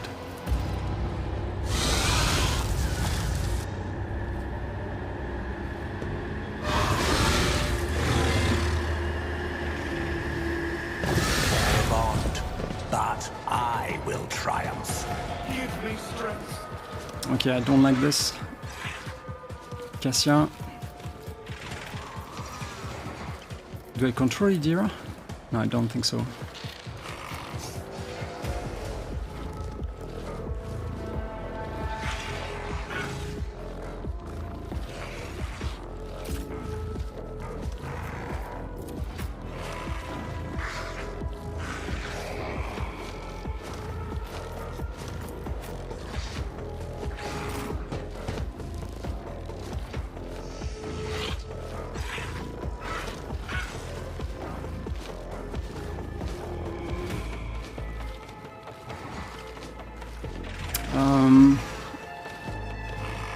I'm not sure.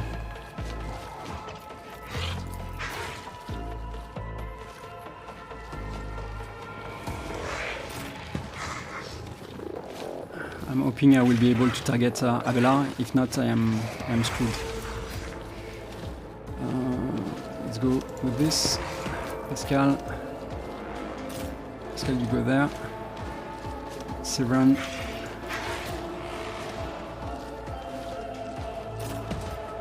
Ok, Pascal.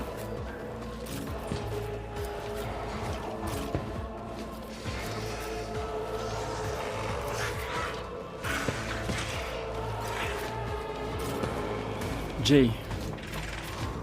Okay, you go there. I think I'm okay. Let's try this. Yeah, good. Isn't this a job for the serfs? I'm going to make him a tank. Yeah, I think I'm going to try this.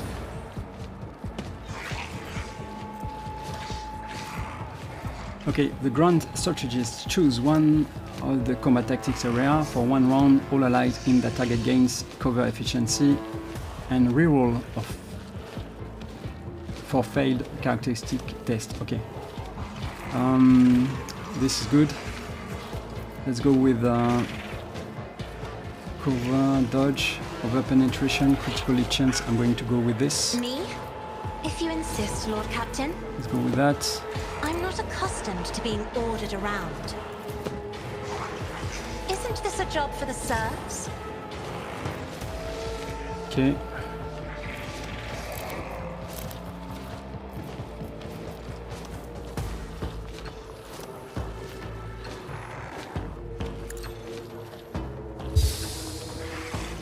I'm really hoping it will work. Oh, it does.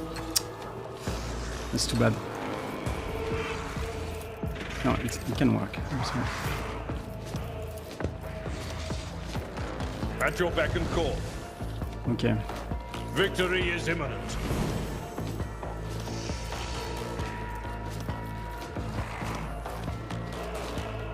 Indeed. I will do my duty. Not bad. It's getting up. Okay.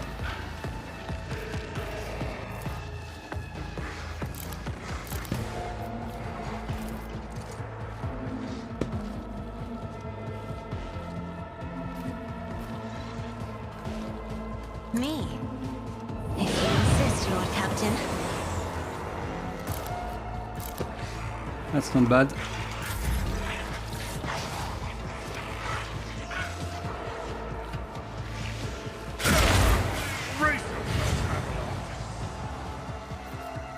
Okay. There is movement in the Empyrean. Make it good.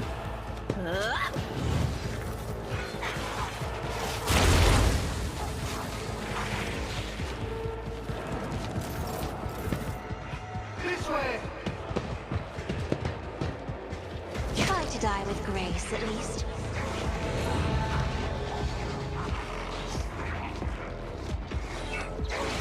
Your efforts amuse me. Okay, that's bad. Pascal.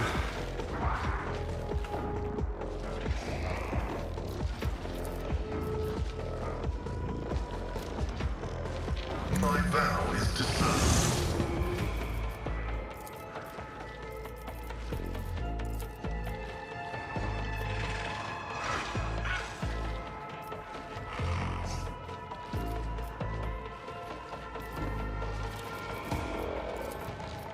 The scriptural prognosis is favorable.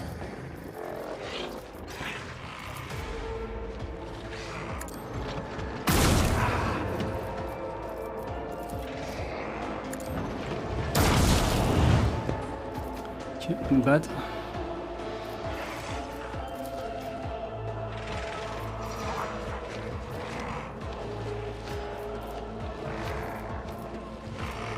Let's go with this.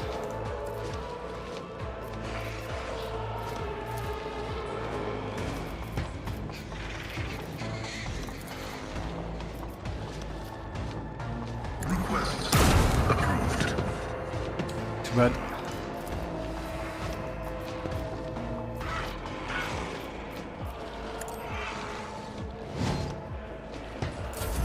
I'll do what it takes.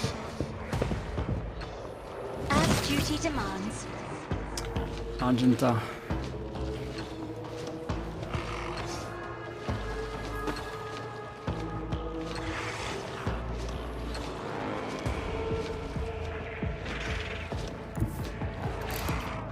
Let's see what you can do. It's really bad.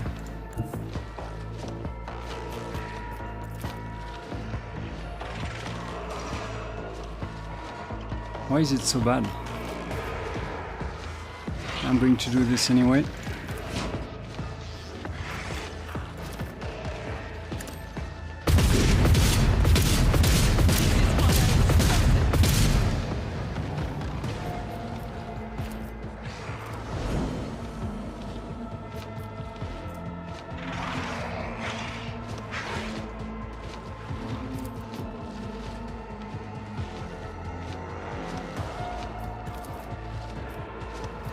As the Emperor commands, I act.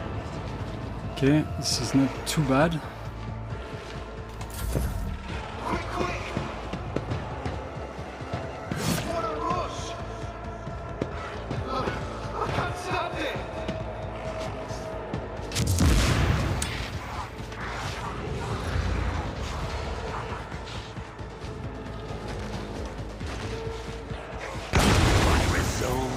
God. Shaken.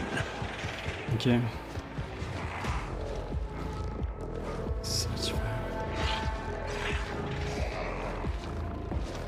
okay, this is difficult already. I shall repay your strike, shan't I?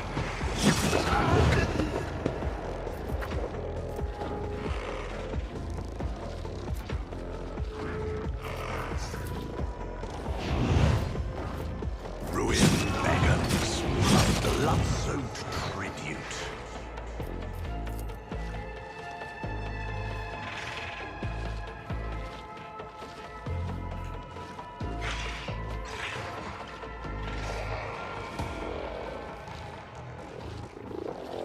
Okay, this is bad.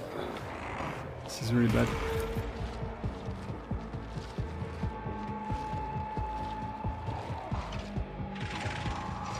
One, two, three.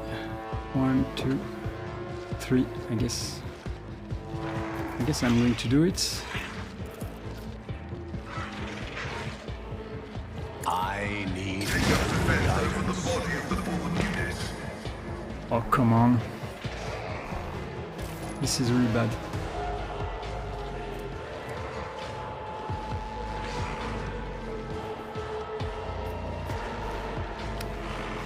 Okay.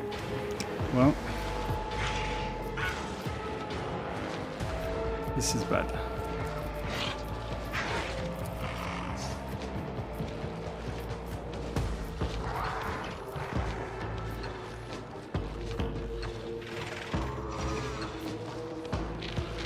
Yeah, I've lost my main damage dealer. This is horrible. But You've got a problem? that's what we can do. I've got a price. I can do that with the right incentive.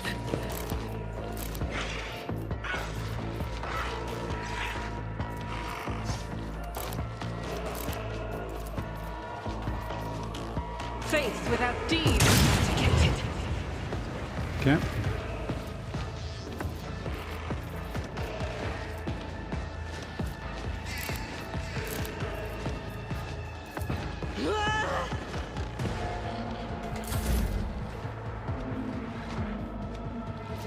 So, yeah, ignore target of opportunity. This is not bad.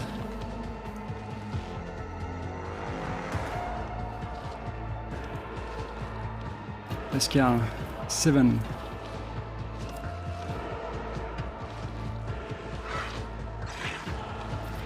Maybe not. Let's go with this one.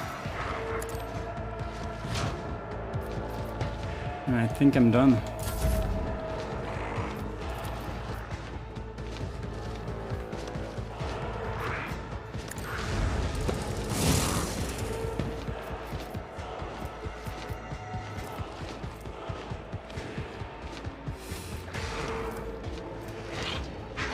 Yeah, I think I can do this. Pushes enemy. It doesn't. It's not worth it. Maybe let's try this. It will be done. Nice. So I can do a combo now. No, I can't. I'm completely messed this.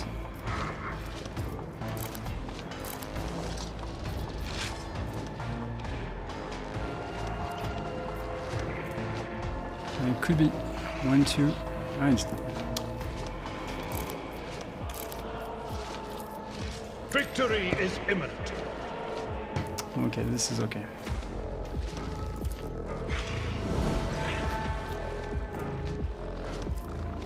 Indeed.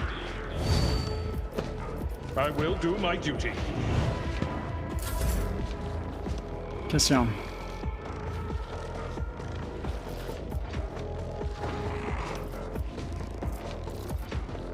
Okay. What do I have here? I think I'm going to still do this.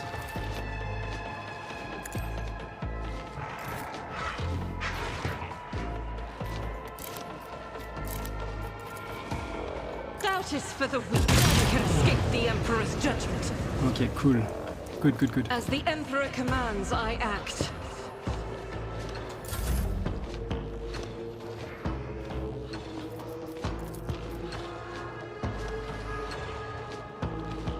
Isn't this a job for the serfs?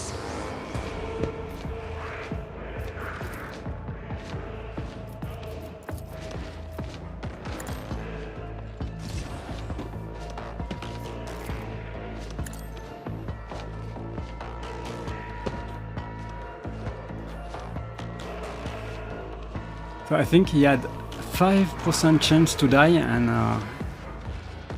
it did happen.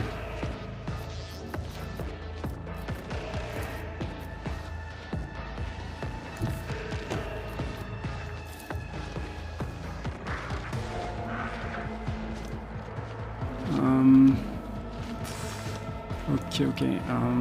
Maybe let's voice of command you. I'm not accustomed to being ordered around. And zone of fear on you.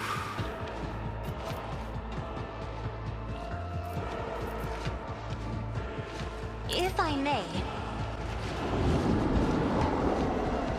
Okay, it's not bad. Oh, my ears are ringing.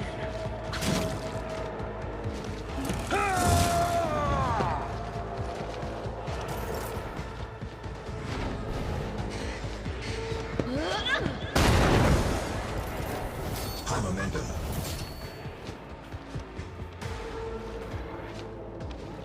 Let's check this armor. The armor is not crazy.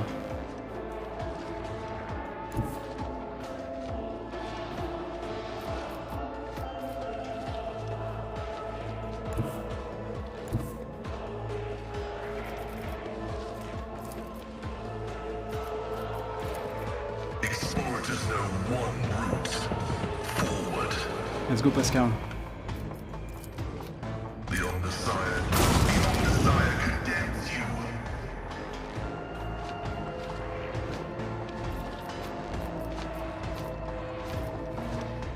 Now I'm going to Argenta. You lead the way.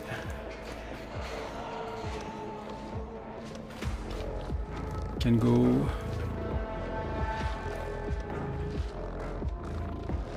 I don't know, maybe over there.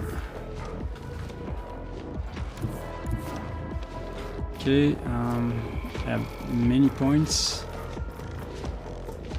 Let's see what I can do with this. 50. Okay, I need to get closer. Like this one. I think I'm okay, yeah. Extra damage. As the tactical imperative dictates.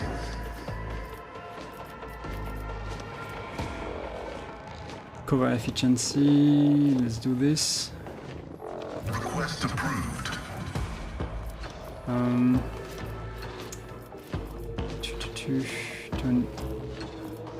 Let's check the armor. The armor is okay, right? Yeah. I can try to room. I'm not going to do this now. Extra damage. Yeah, this is good.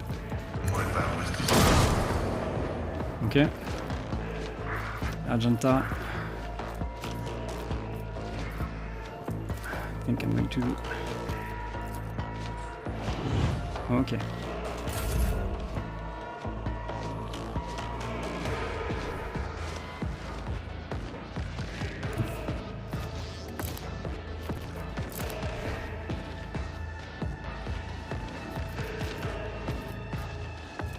I'll do it.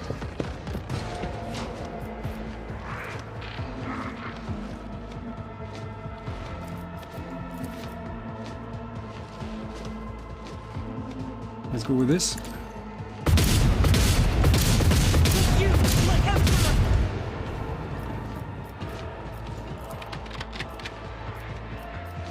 As the Emperor commands, I act.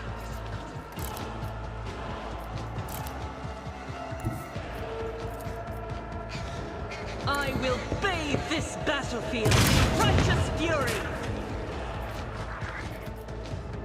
In thy light I stand, and thy light I crave.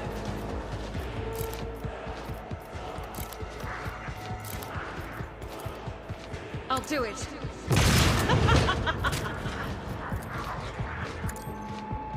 It's why I was chosen. Emperor, protect me. Yet iron knows no pain. Okay. This is not fair. Okay,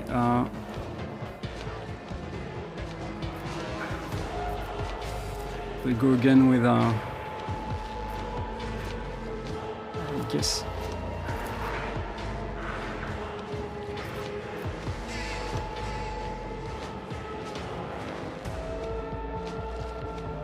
Let's go with Abella, I think. And it is done. A tactically sound approach.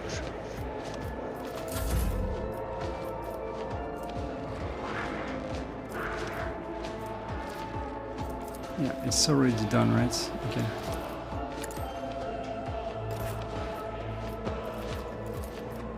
At your beck and call.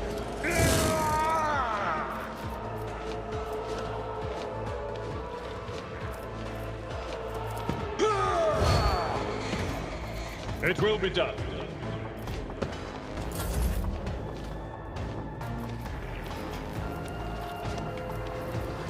Let's see. Idira. She's placed very well. Okay, let's try to do something over there. Just one. 0 AP. Okay. Let's go with press the advantage, I guess. Am I getting paid for this?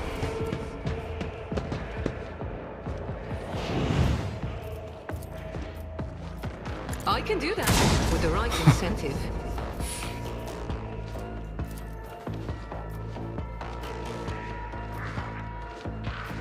You've got a problem. I've got a prize. Okay, Jay. Okay. I think Abella can take a hit, right? Victory is imminent.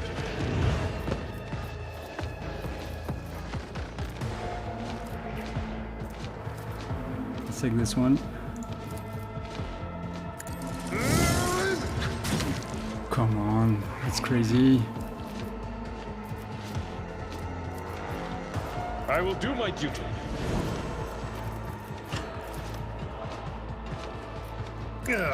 Field medicine at its finest.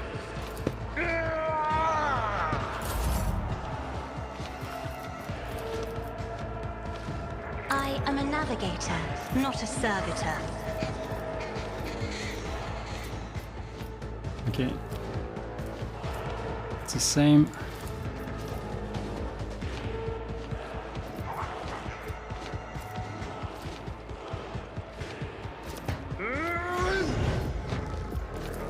It will be done. Come on! That's crazy. Indeed.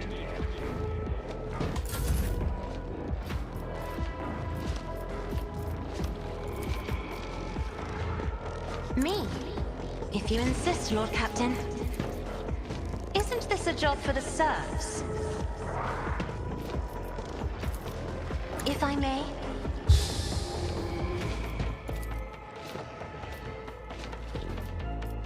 I am a navigator, not a servitor.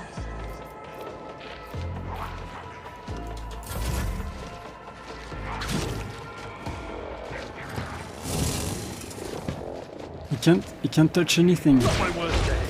They discern the future on the battlefield. Good idea. Throw grenade. Don't use Vyatt.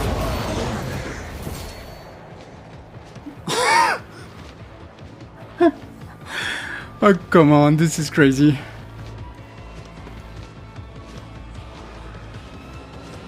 Oh, this is a wipe. I think.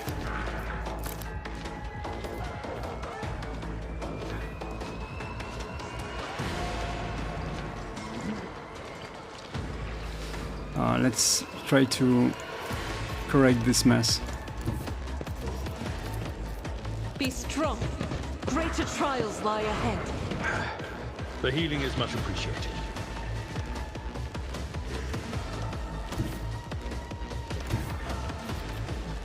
I can do this. I can do this, Pascal.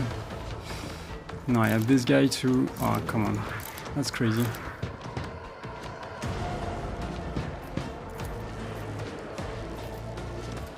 Guided by faith.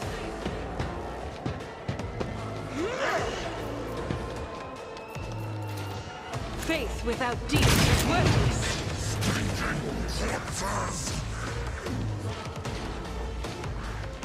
Okay. Emperor, protect me.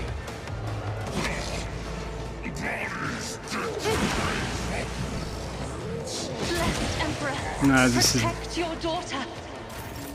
okay.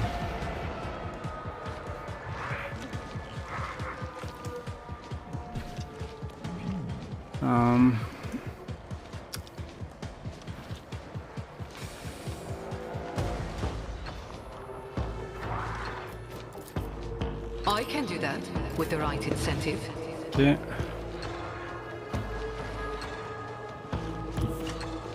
I think this one needs to die. Activate calculation. Oh, come on, I did. But he's not taking attack of opportunity. He was not a target of voice of command, I think. Okay, that's my bad.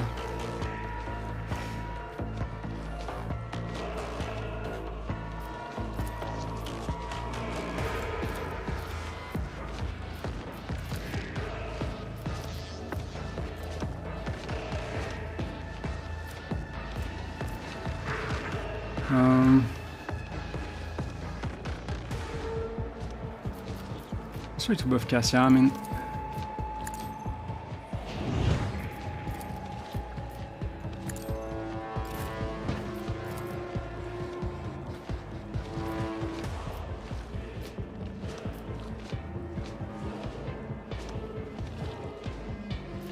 Yeah, let's try to do this. Me, if you insist, Captain.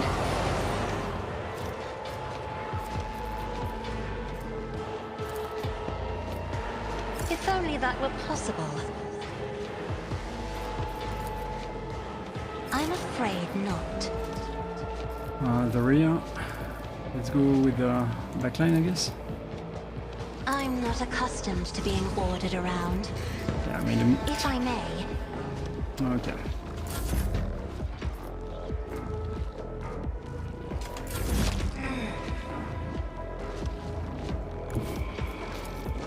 At your beck and call. Bella, can you shoot something? Thank you.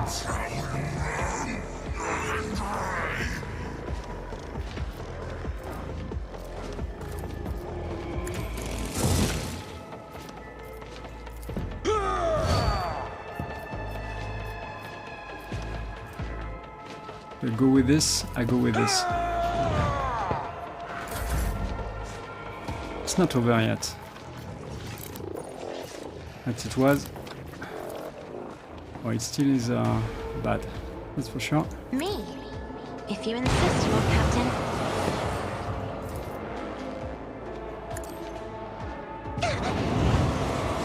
Sorry, Cassia.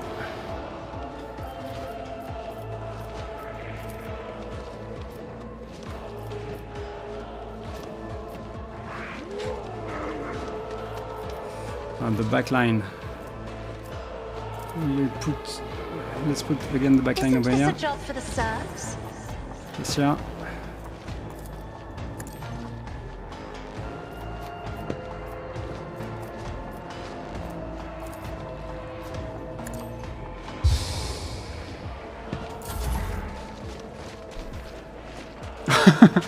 Time to prove my mettle.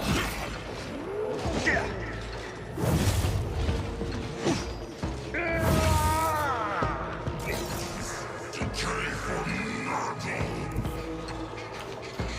Okay.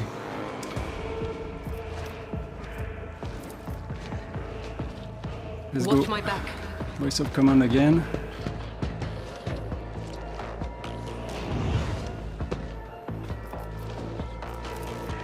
Tell me, and it is done. Let's go with this. maybe, you know what? Maybe this one, right?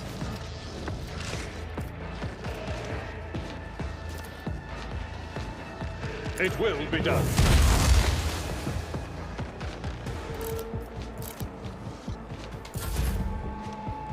Okay.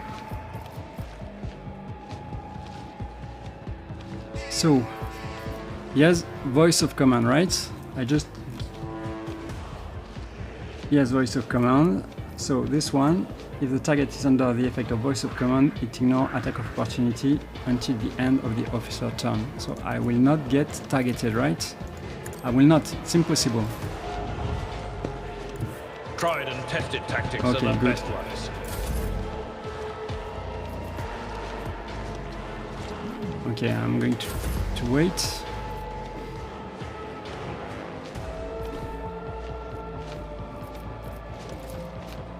Go with this.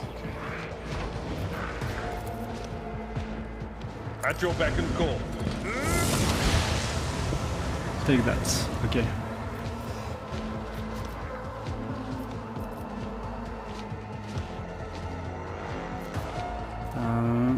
Now. Do this. Victory is imminent.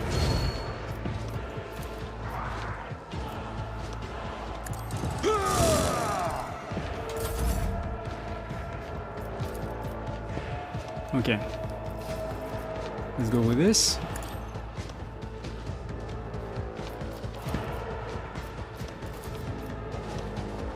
It's not necessary, I think. I can voice of command in. That's normal.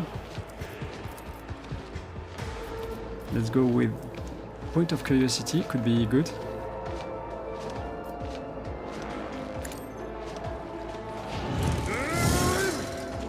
Of course.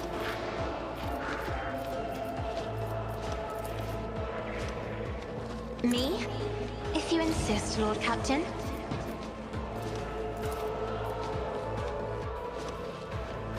Can do something like this. Yeah, finish him. I am a navigator.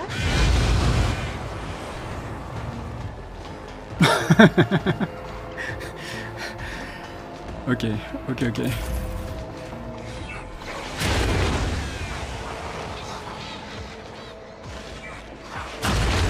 Stop hitting me, Ashmak!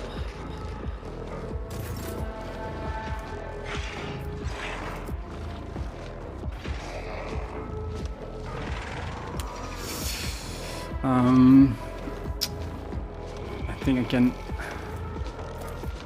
can do this. I can do that. But destroy this. What are you so bad? What's happening?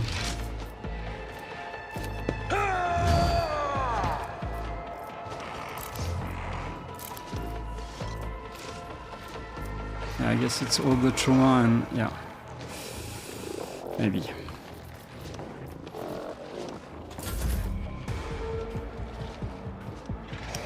So I'm guessing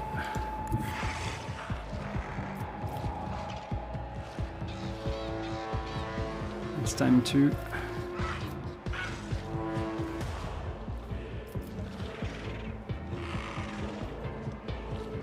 if you go here. Nope, 20. If you go here, yeah, 40. Okay. Let's do this. First, this. Press the advantage, I think. This battlefield air is good for my lungs. And you know what? Maybe. No.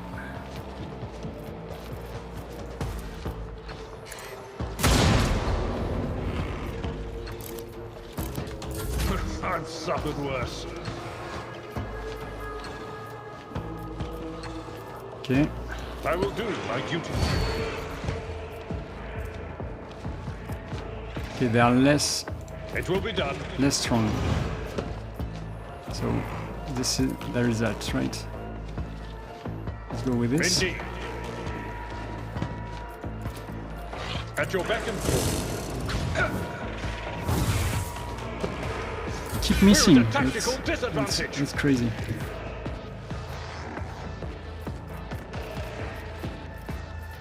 Tactical disadvantage. If I may.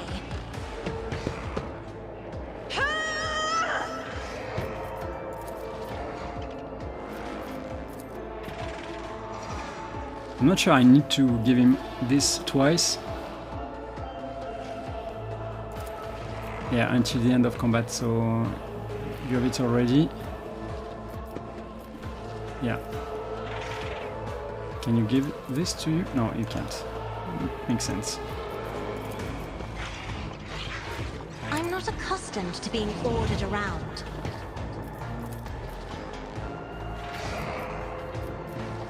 Let's go with this.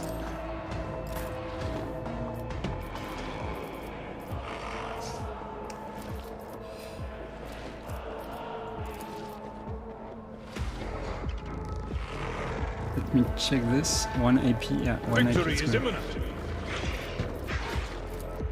At your beck and call. An exemplary strike. Not bad. Okay. 1 AP.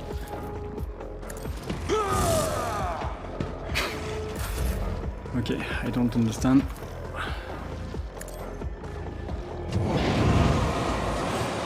The stair. Backline. Me? If you insist, Lord Captain.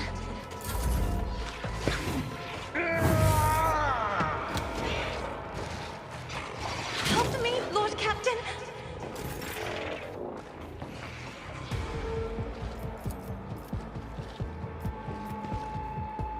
Cassia. I can do that with the right incentive.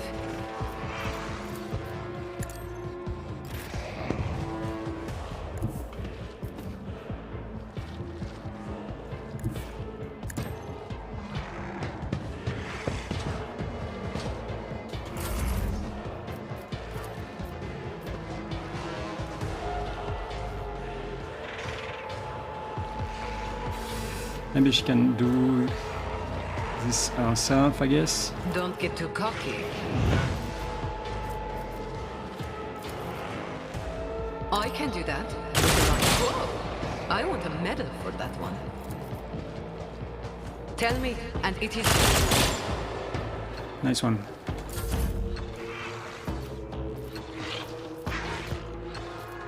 Okay. This is 1 AP.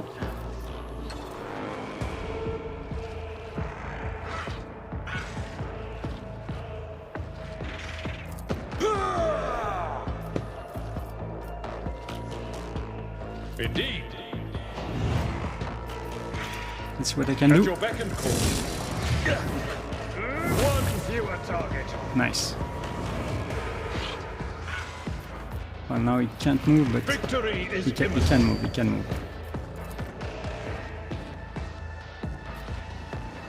At your beck and call. Okay, good. Front line is going to be here.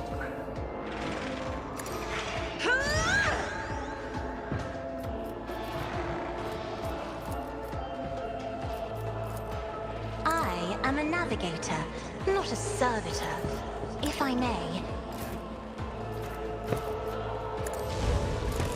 I took care of this one. Easy. Easy. Two Psyker dead. And I think they have 5% chance to die. That's crazy. Idira stares at you with crazed eyes while clutching the wounds on her head. At first, no sound comes out of her moving lips. Then she coughs weakly and whispers, "Lord Captain, is it really you?" Argenta trains her weapon on Idira and watches you closely. "Are you alright?" Idira removes her hand from her head and tries to wipe away her tears, leaving bloody marks on her face. Then she touches her burned-out implant, frowning. "I don't know. It should be quiet, but in my head, the whisperings louder. It shouldn't be like that." This abomination claims that you called her. Is this true? Me, did I? Yes, Lord Captain, I think it was me who called her. I can barely remember the voices, my old, good whispers. They suddenly turned red, sharp. They started cutting, tearing, ripping me to pieces. I cried out, I called for help. And she came. Idira groans and clutches her head. Damn it. Why are the voices making so much noise now? Shut up, shut up. Has anything like this ever happened to you before?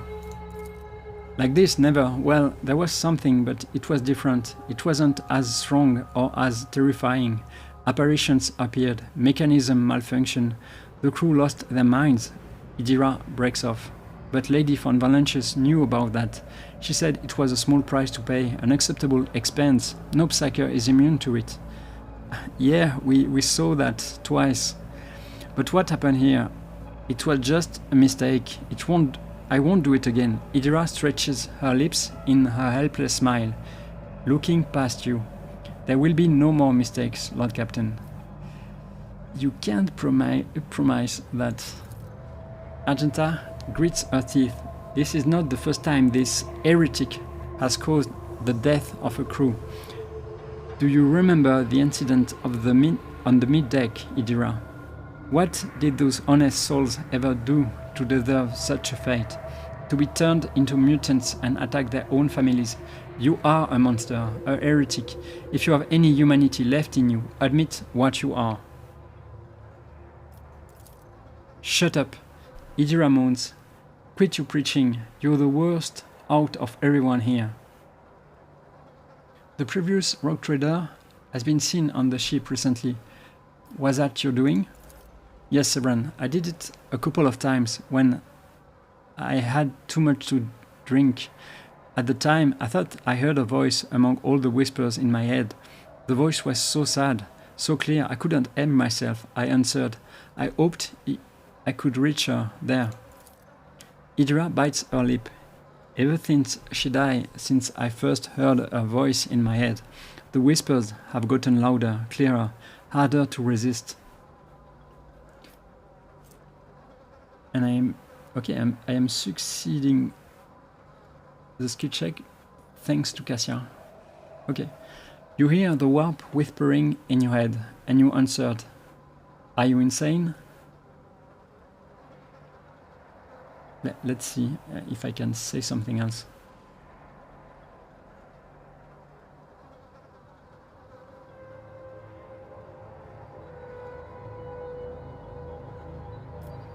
Yeah, let's do this. You hear the warp whispering in your head, and you answered, are you insane? You don't know what it's like. The most important person in your life, who is not gone forever, suddenly starts talking to you inside your head. How could I not try to reach her? I had to. She falls silent for a moment. When she next begins to speak, it is in a barely audible whisper. I know what you are thinking. During the warp jump, when Lady Theodora came out toward us, I keep thinking about that meeting. I keep blaming myself. Why didn't I divine it? Why didn't I stop her, kill her? These thoughts have been playing at the back of my mind, day after day, choking me with guilt. And do you know what? The one on the officer's deck, I don't know what that was, but this time here, this was the product of my guilt, an accuser straight out of my own mind. I think she is accusing me. I think she is.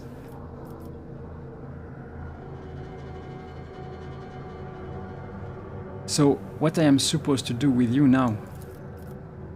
Idira turns sharply to face you. Seren, I know after everything I've done, you have no faith in my willpower or my strength, but I can fix everything. It's just I'm not at my best, you see, but maybe we can find a way to replace my implants or some other remedy, a better one. Lady von Valentius said that such a thing could be found, if not here, then elsewhere. I just didn't need it before. But we just need to find it. We need to figure out where to look for it, and we will get it, and until then I will keep myself on a tight leash.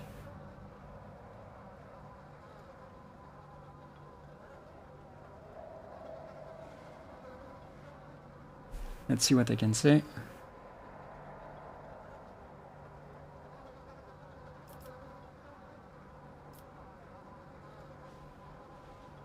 What will happen to my crew while we look for this remedy? Idira swallows and threatens. I will put myself together, Lord Captain. The death of Lady von Valentius knocked me for six. I will get myself under control. No more booze, no more obscura, nothing. And I will stop walking around the lower decks. I will be stone cold sober. She determinedly wipes the tears and blood from her face. So the problem is not that she is unsanctioned, it's just she is alcoholic. Maybe. I want to help you, Idira. We will think of something. Idira covers her face with her hands and tries to hold back her sobs. Thank you, Seren. I won't let you down. And I will not forget Argenta too. I won't forget her reaction. You are making a mistake, Lord Captain. Perhaps you will find something to slow the decline, but it will not stop it. Only a miracle can save Idira at last now. Why? I've heard enough stories about ways of extending a Psyker's life, but I don't think you will like all of them. Idira awkwardly shakes out her stained clothing. I think I will be better, with your permission, Lord Captain. She sways, takes a step back and faints. Again. Lord Captain, the Vogue-master's shaking voice comes over the comm bead. I received a report that the shooting on the lower deck had stopped. I presume you have brought the situation under control, awaiting further instruction.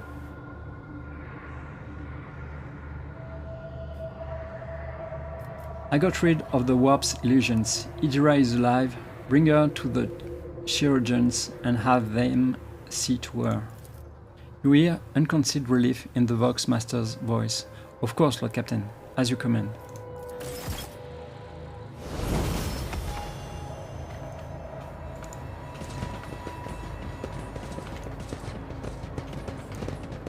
Intriguing. My pleasure. Let's see. So, Abelard. I think it was because of the injury, maybe. No, it's not because of the injury that he was not able to eat anything. I don't know. Let's see what I have obtained. The wearer gains +10 toughness once per combat. Whenever the wearer's wound drops below 35, the wearer gains 24 wounds. That's for you, for sure. And this one, yeah, it's not crazy good now. The wearer gains 2% dodge until the start of their next turn for each enemy affected by their Psy power or Psyker staff attack.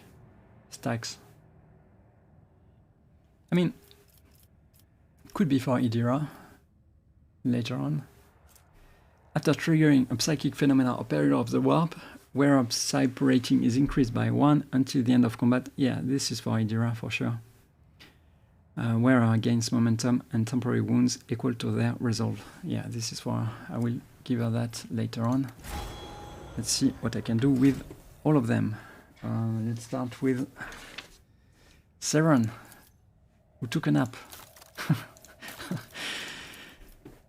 during the first turn. Come on. Okay, last time we took... where is Seren? No, it's not Seren, I wanted to check AS. It's back. Let's start with Pascal. Yeah, I'm going to close this. Let's go with Pascal. I'm listening. Pascal.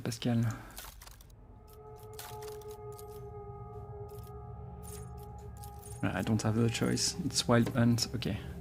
The bounty hunter simultaneously makes several attacks. The number of the attacks is equal to the number of prey in combat. These attacks are equally divided among all prey in the bounty hunter's line of sight. The attacks always hit and always score critical hits. This is good. Cassia. Cassia and Jay on this fight. That was good. Take and hold. The Grand Strategist chooses one combat tactics area. Every ally inside that area, except the Grand Strategist, gains an extra turn with 1 AP and 2 MP at the start of the Grand Strategist next turn. For every enemy that was killed in the selected combat tactics area, this AP is increased by 1 up to a maximum of 3 and MP by 2 up to a maximum of 6. Let me read this again. Okay, this is really good. I like it. Argenta. Until the end of combat, the Arch-Militant can make one additional attack each turn, including one additional attack on the turn this heroic act was used. Each turn. The first attack after using this ability and each turn afterward costs 0 AP. Good. Abelard, I think this is going to be the same for you. It is. For Sebran now. Let's see. Carnival of Misery. The Executioner makes an attack with their primary weapon. On it, the target suffers weapon damage, and if it is affected by any damage over time effect, immediately suffers 4 additional instances of damage from those effects. This does not affect the duration of those effects. Okay, let me read this again.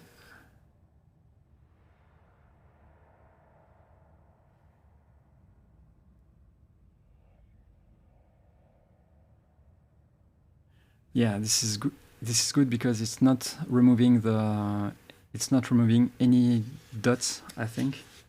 So this is going to be very powerful for sure.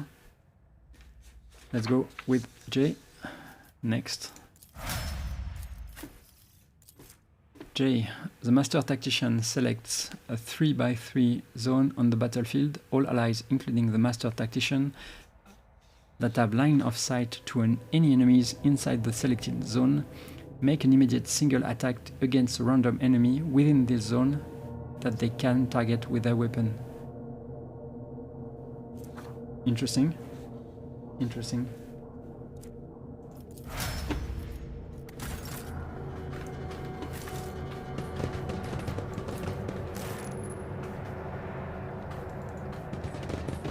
Yeah, Idira is still in shock. I am too.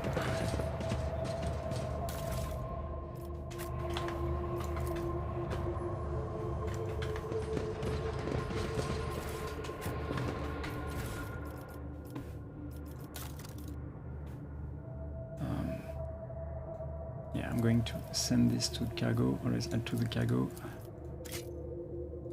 Add to cargo.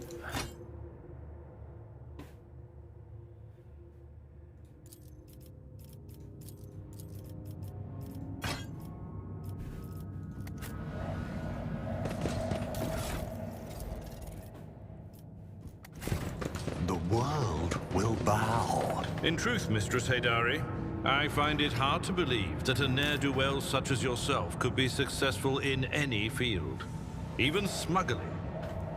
Abelard, in truth, Master Viserion, I find it hard to believe that anyone would put out for a boar such as yourself. But you've somehow managed to sire a whole gaggle of offspring. She saved your life.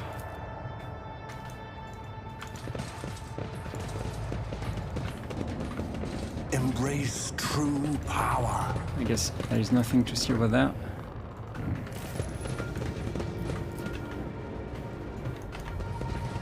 Yeah, we can go back, I think. Let's take this way. Let's go this way.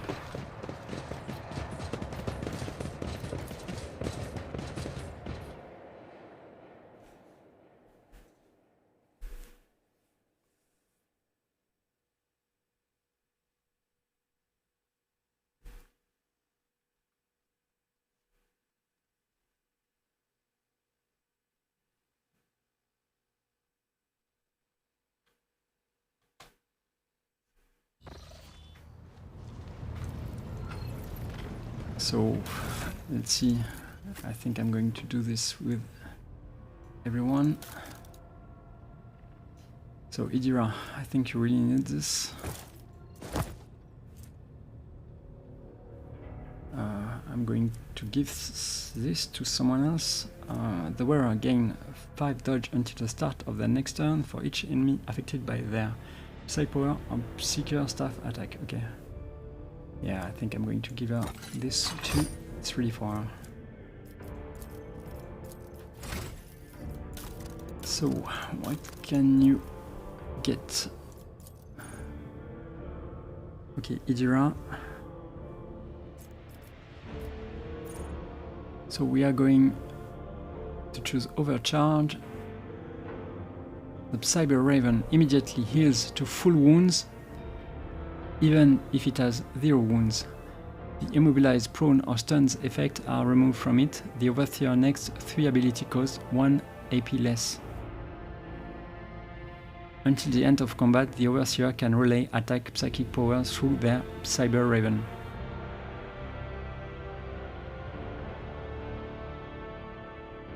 Yeah, this is an heroic act, but very powerful one.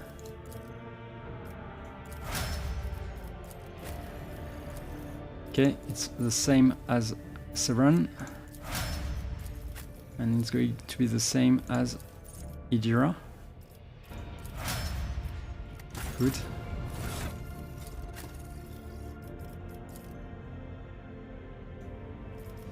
Let's see.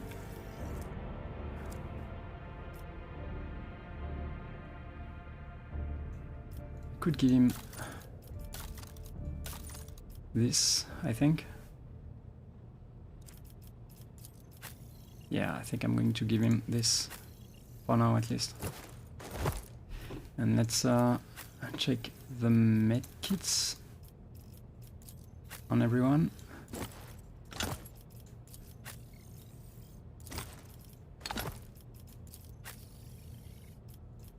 Abelard.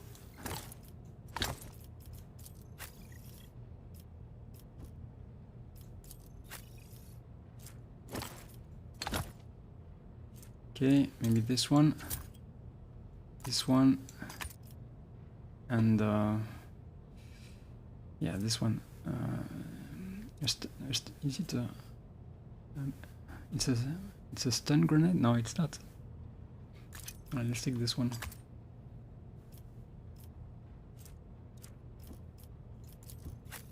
Okay. Let's try to reach Janus.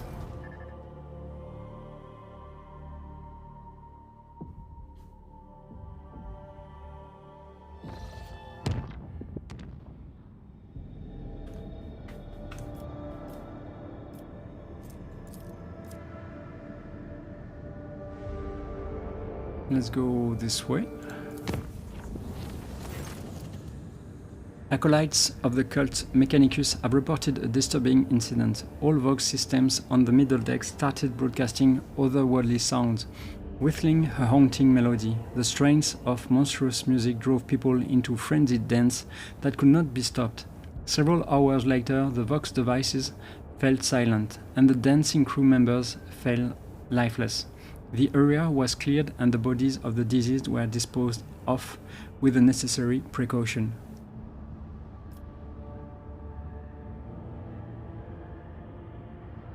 The Hematarium released us from its grip this time. Okay, full stone. New development. I think I can access this somewhere. Colony management. Lord Captain, the world of Fullstone has been upset by a conflict between the followers of the Order of the Hammer and the refugees from the Winterscale dynasty's domain. An argument broke out near the tomb of the renowned holy man Nicomedes Keefe, and the tomb was damaged in the fray.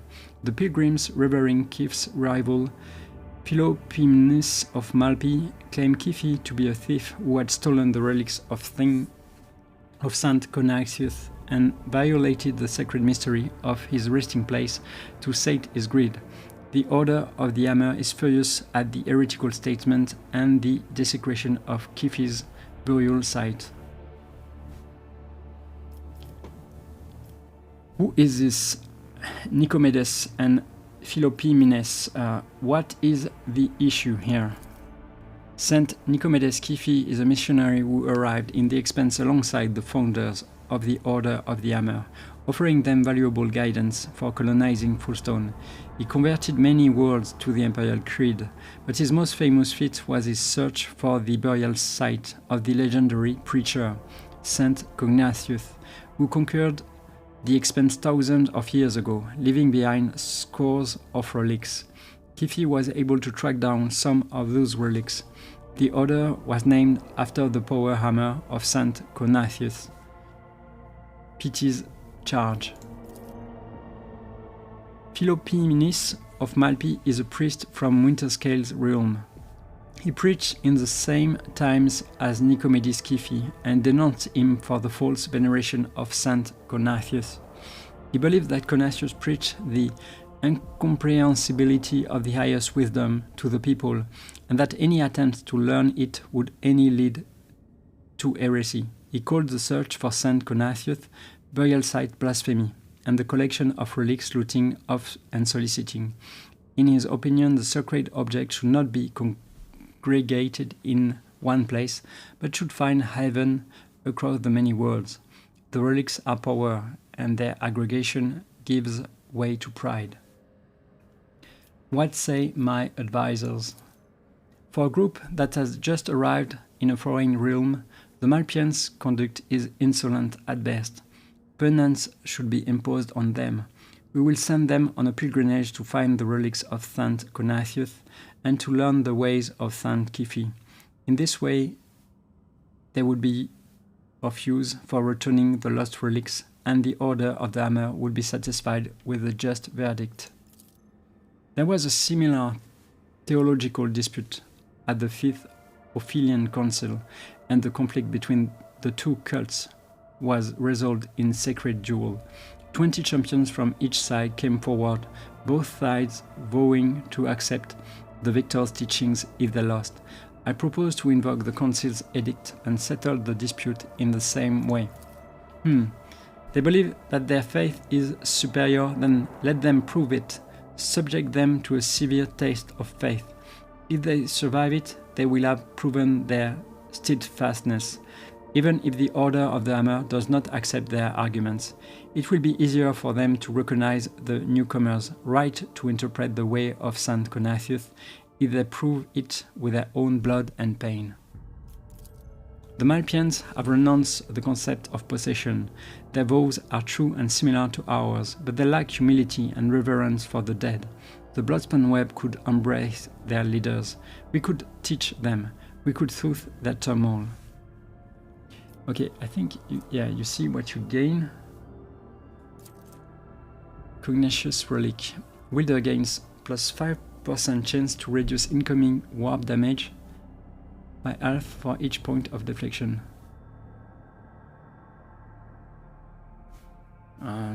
Not crazy. The Malpian preacher belonged to the Bloodspan Web. Now bring them aboard. Moving through cells affected by raining blood or blood file costs the wearer minus 50% MP less. Yeah, could be pretty good for her. I'm not taking her because she's too strong. But maybe I should. Power Sword. Okay, it's a good sword.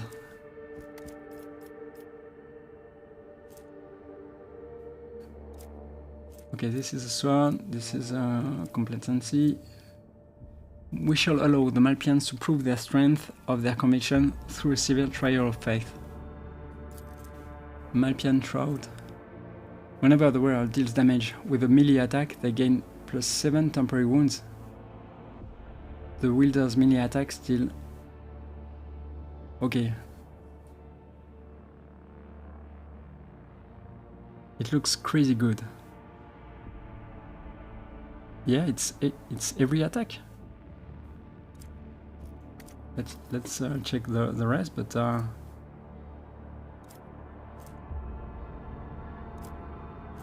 mean, I'm going with Abelard choice. We shall allow the Malpians to prove their strength of their convictions through a severe trial of faith.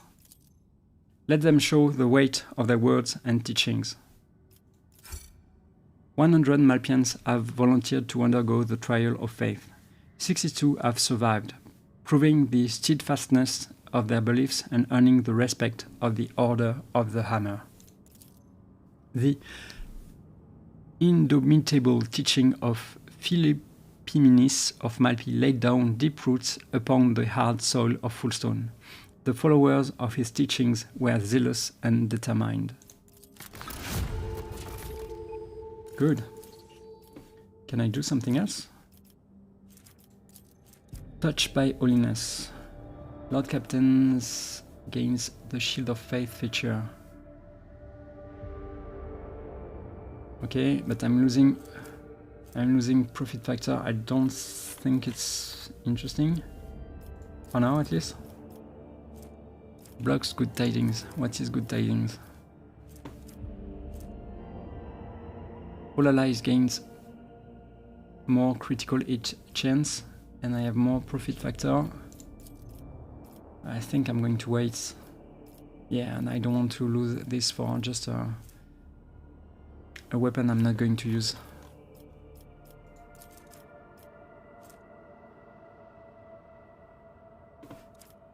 Should I do this?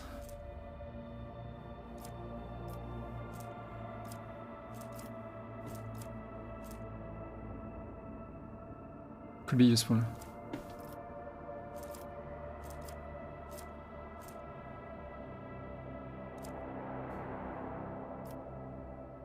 I think I'm going to wait a little. It doesn't really matter, I think. I can wait. Okay, let's visit the place. Maybe chart new routes.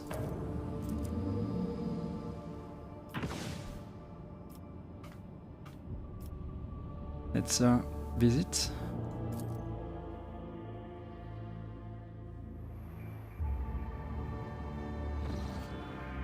Lord Captain, according to the telemetry, the parameters of this system match those of Telikos Epsilon, home to the agri-world Janus that belongs to the Von Valentius dynasty. We have received a Vox message from the planet. The agri-world's governor officially welcomes the rogue trader and reports that she has begun preparation for a formal reception to celebrate the arrival of the planet's sovereign. The subjects are looking forward to your visit. Okay, let's check the equipment. Yeah, I'm going to take this for sure.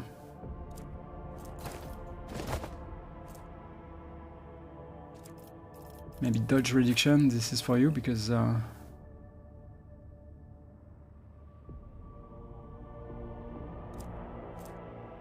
dodge reduction could be for... Yeah, I think you take this.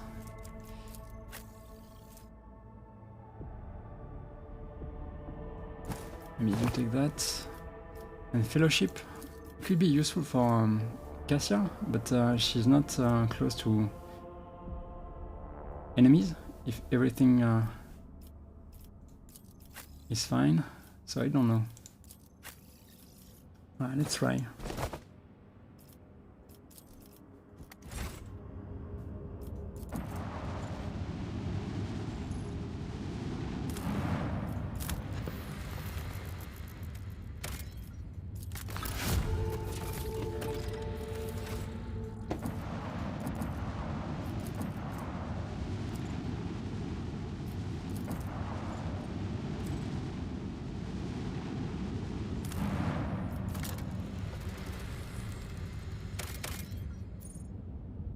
Okay, I think it's not worth it to use one of my equipment. Worlds with extreme environments produce the finest Astra military regiments, or so I have heard. I am merely repeating what some guards I happen to know have whispered into my credulous ears. Okay, let's go.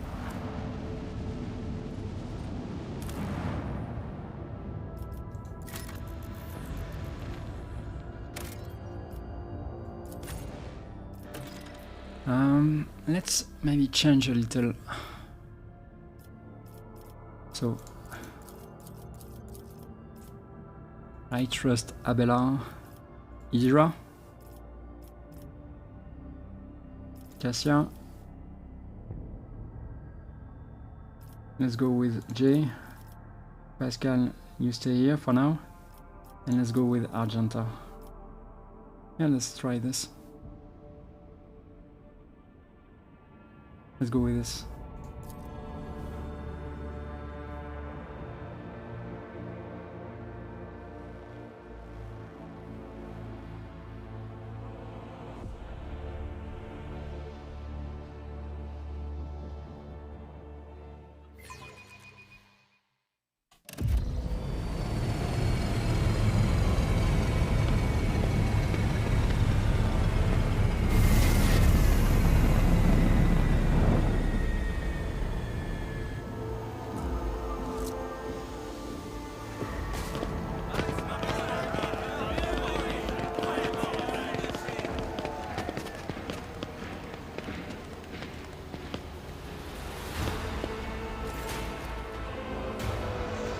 A lavishly dressed noblewoman in an opulent silk gown watches you with an expectant air, but then gracefully bows her head. Gem-encrusted implants protrude from her arms and neck. I welcome you on behalf of the noble house Vyatt Abaram. My name is Vicenza Janus Vyatt ab Abaram of Coronus. By the grace of the Emperor and the will of our trader Theodora von Valancius, I serve as planetary governor and imperial commander-in-chief of this world. Vicenza Vyatt raises her head slightly. Vicenza Vyatt turns to Abelard. And greetings to you, noble Verserian. It has been years since your last visit to Janus. I am glad to see you again. It is a good sign when a rogue trader's seneschal does not visit a subject planet for a long time. Isn't that correct, Lady Vyatt? It means the governor is taking care of all matters, and there is no need for the seneschal to interfere. Vicenza lets out a musical laugh. I hear praise in those words, and I thank you for them. She turns once again to you. In truth, your arrival in the place of the esteemed Lady von Valancius is quite unexpected. Theodora von Valancius is dead. I am now the head of the dynasty. Such tragic news. I will see to it that the planet observes a month of mourning. For Janus!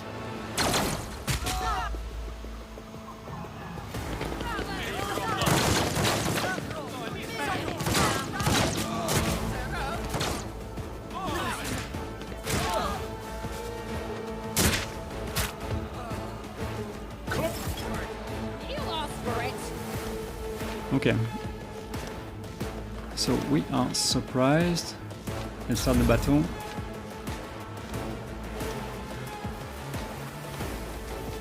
Let's go with this. Point of curiosity.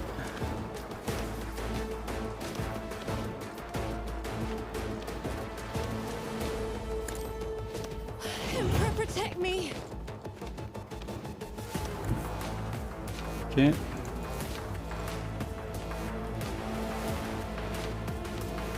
I guess Cassia, you can go there maybe. Yeah, this is better. I'm not accustomed to being ordered around. Isn't this a job for the serfs?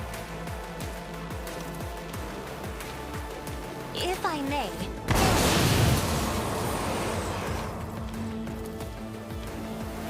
Okay.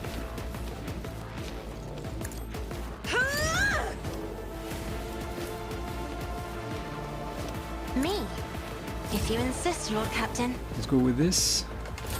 Moving out. I forgot to do something. Look out. For the Imperium. That's okay. No, These ruby flashes are choking me.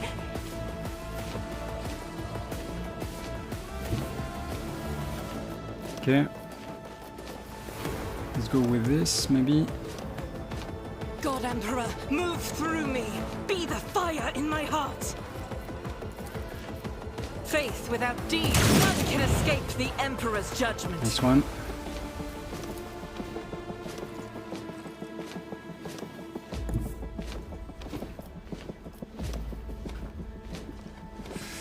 Yeah, I think I'm okay with this. I'm okay with this. Guided by faith.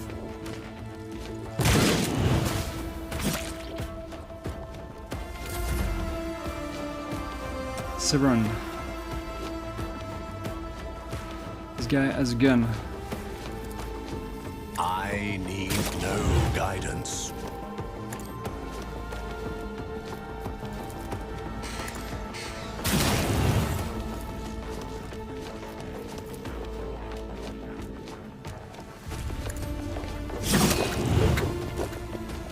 Okay. I will triumph. A blood-soaked tribute.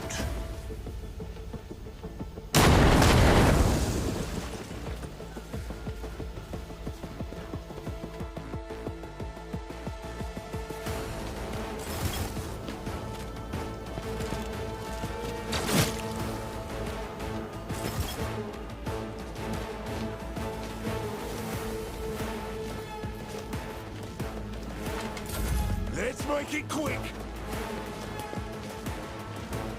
Let's get to it. Out of my way.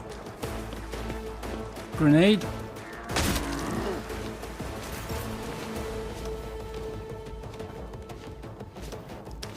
I'm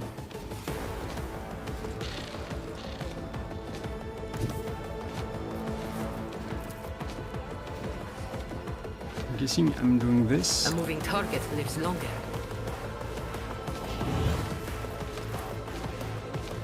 Don't get too cocky.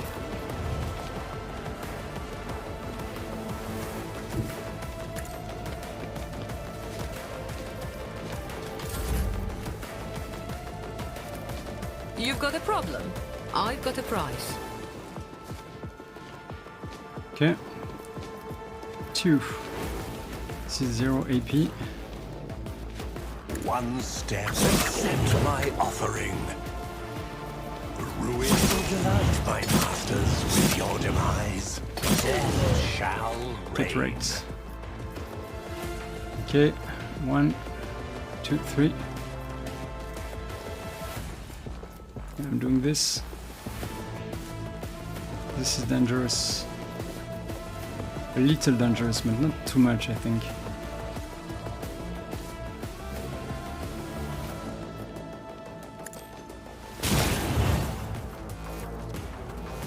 Purpose guides me. I will triumph.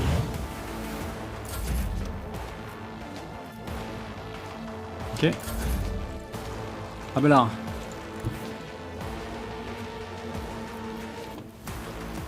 Let's use... It's summertime. Maybe? No, not... I've seen worse battles than this in my time.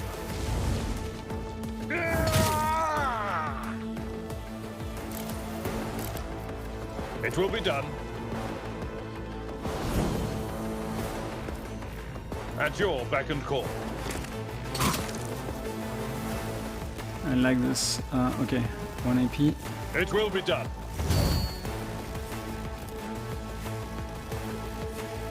I will do my duty.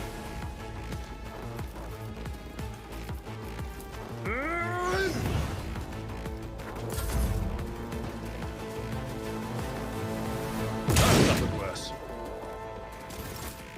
Here we go.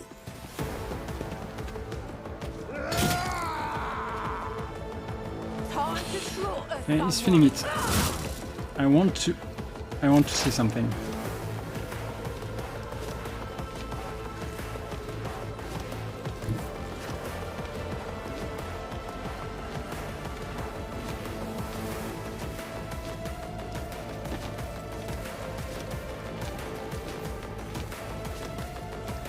Okay, maybe this. me.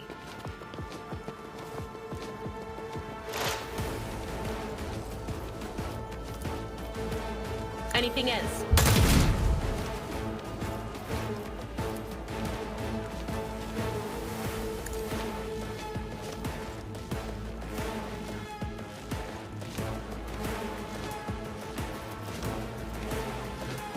Damn! What was the command again? Oh, right. Let's get to it. Hold on. Don't kill him. Nice. I can do this, right? Yeah, I can. That is foolishness. I know. It's foolish. It's foolish.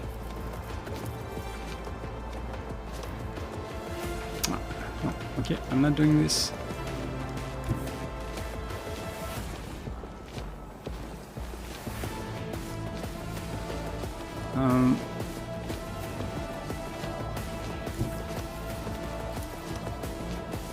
Battlefields are always drowned in scarlet.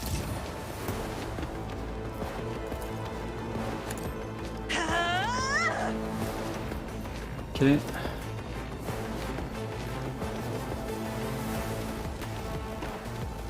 Isn't this a job for the serfs? I am a navigator, not a servitor. I'm not accustomed to being ordered around. That's okay. Could do this too. Let's see if yeah. As the Emperor commands, I act. Ah, my bad.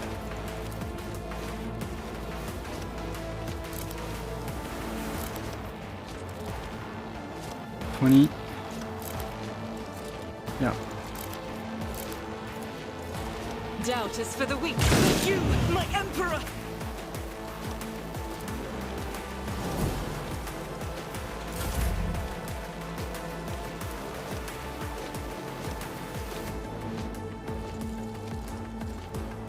If I may.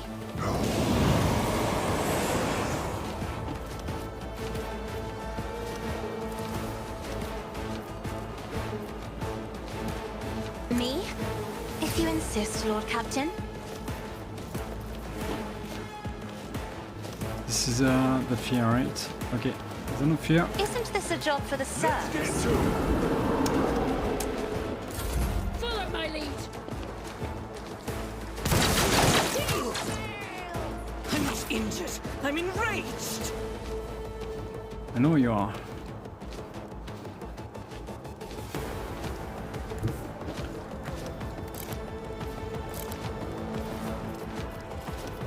Rejoice in battle! As the Emperor commands, I act.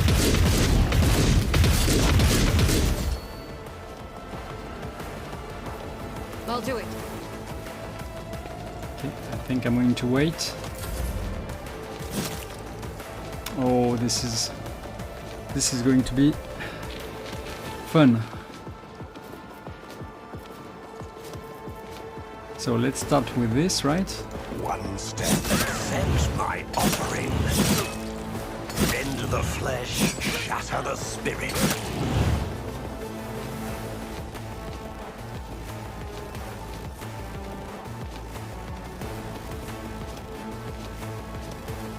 Okay, maybe we do this now. I will triumph.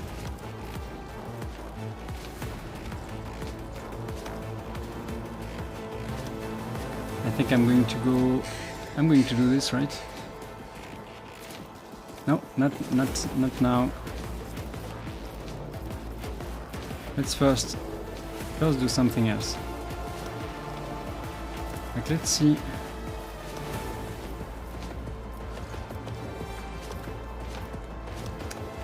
If I die, that's okay. I just want to know if I am able to do this. Yeah, I want to know.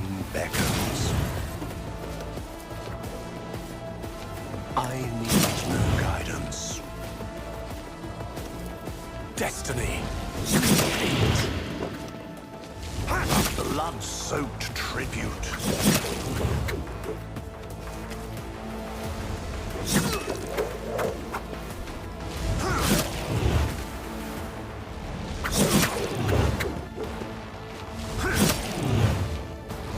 Satisfying demise. But I don't know why I didn't get any health from this. I'm not sure why. So I should have a bunch. Yeah, he's dead. But I can't see it. Can I see someone else? There's only one.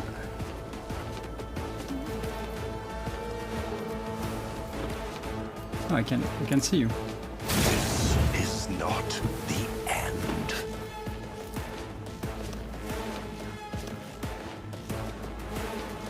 It's okay. I will triumph.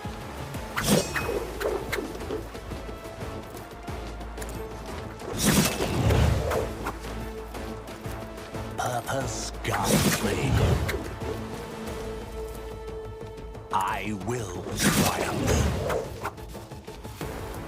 Another style. Purpose guides. Death shall reign. Okay.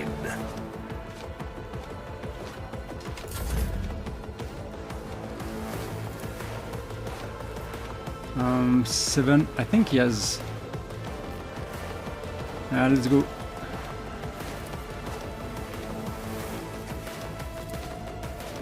Don't get too cocky. Okay. Sow the seeds of discord. Let's go with. Yeah, I can do this. Am I getting paid for this? So. I'm not. I can do this. I can do it. It's Ruin beckons.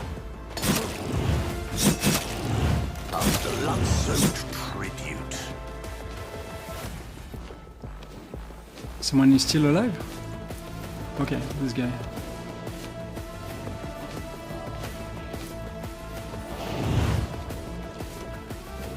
How many? Just I don't know. I can see it. Just one, right? Yeah, it's not worth it. So Jay, can you do something? I think you can. Let's go with this. Don't get too cocky. Yeah, my bad.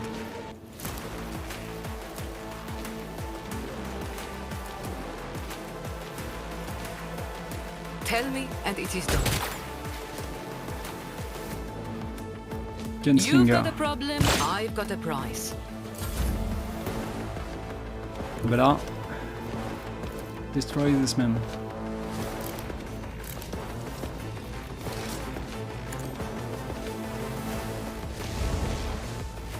One fewer target.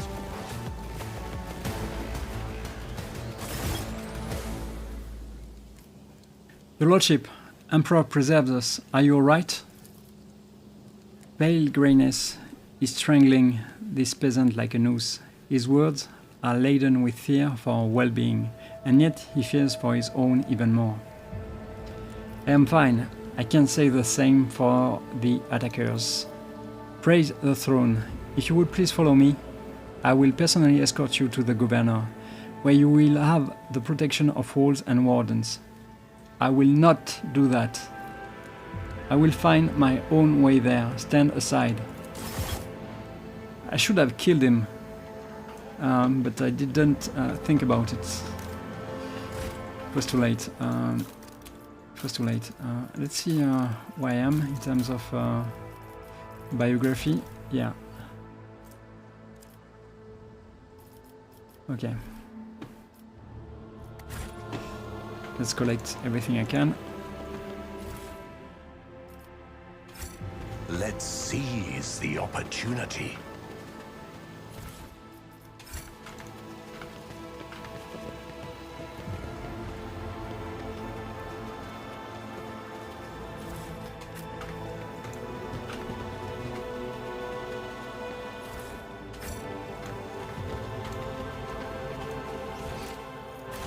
Okay.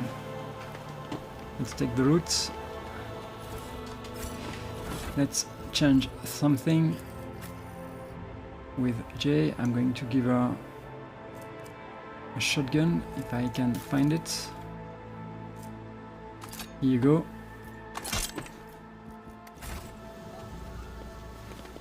Embrace true power.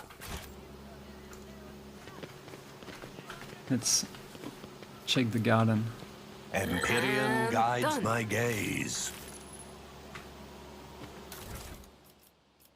Okay, a hotshot las gun could be useful.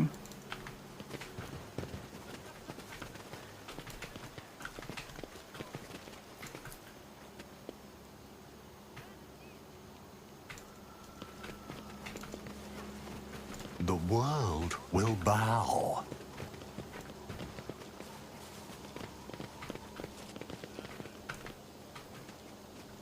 I don't think I can go there. Yeah, I can't.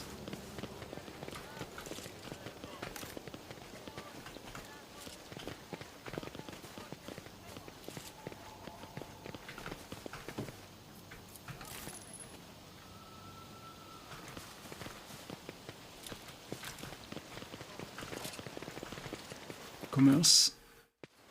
Oh. What is it? Look, we can get down to the water this way. Could we perhaps take a brief detour for a closer look? Over there! Ruinous favor prevails. Forgive me for so boldly stealing you away from the others. It's just, I simply wish to spend just a brief moment admiring the breathtaking nature of this place. Reflected in Cassia's eyes, the bright blue sky looks as though it is engulfed in a blazing sunset. Within the station's walls, I could never hope to see anything like this. A sky or a sea or green leaves, I only knew them from meager memories of my childhood, or perhaps my mind simply made those up. Even my books, my earth, and mind's blissful escape could do little to help me. When a script grows so used to what surrounds them each and every day, they begin to take it for granted, and they never think to write just a few lines about it. But for me, to marvel at the grand canopy of the sky again is a true blessing.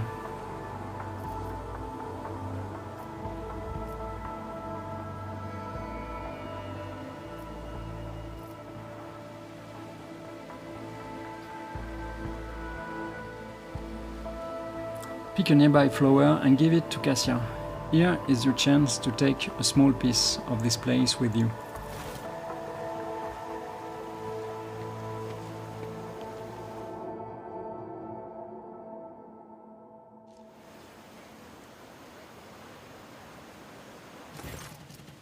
Cassia gingerly accepts the flower from your hands. Its petals are like velvet, and the fragrance, it is both sweet and spicy, a fascinating specimen of the local plant life. I do not remember seeing it in the great concordance of flora and verdure within the Cronus expanse recorded by Magos biologist Chlorisia Prot. Cassia stops herself sheepishly. Although I suppose I simply ought to thank you for it. This flower is very beautiful indeed.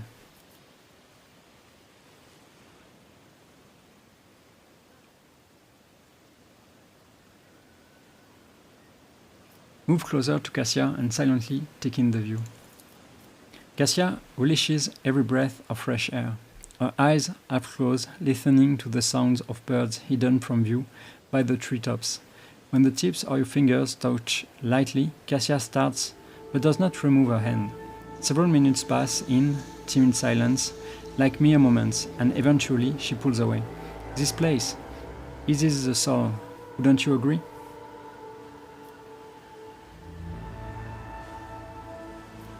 Weird. I don't have a... okay. In that case, I imagine you have never set foot in sea waters before. Would you like to try? It's odd, but... let's go with it is time. We were on your way. Already? Yes, of course. Cassia gives the azure expanse of the sea a parting glance and whispers quietly, "I think I know what my next painting will be." We should deal with this. Chain or ropes with shackles on the end can be seen in the water. Something white is also visible through the glimmer. A fragment of bone with marks made by sharp teeth. What is it?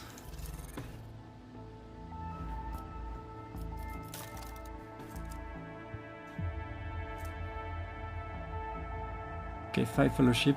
With the whereas dogmatic, adherent or above their law imperium will depend on fellowship instead of intelligence, and they gain +10 law imperium. Yeah, this is for Jay, this one, right? And she has nothing. Okay, this is going to, yeah.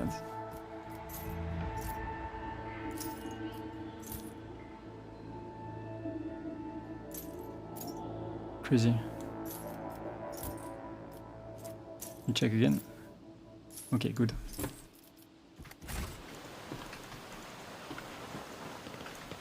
Intriguing.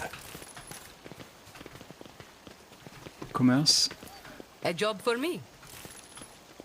A very expensive fontaine. Let's see, I forgot something.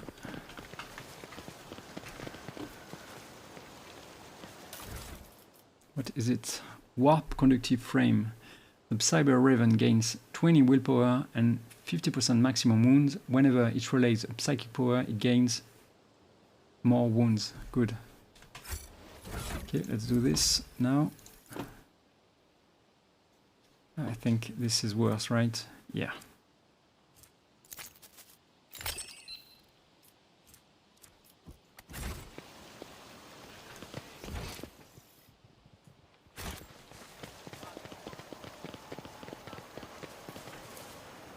My pleasure.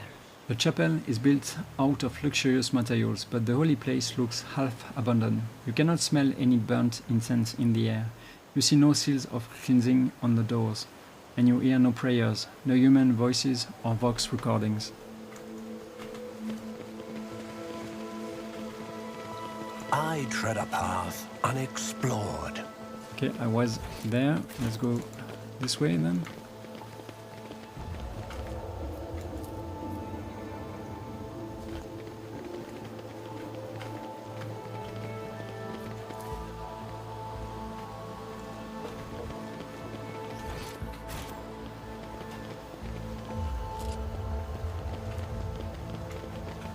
Some goods.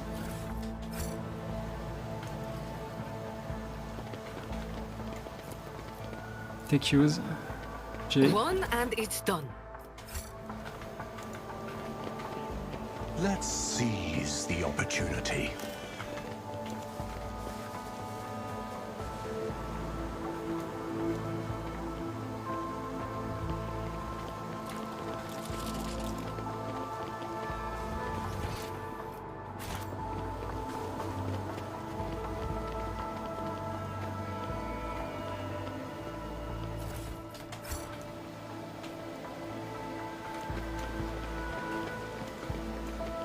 Yeah, I think this time I have checked everything. The world trembles beneath my feet.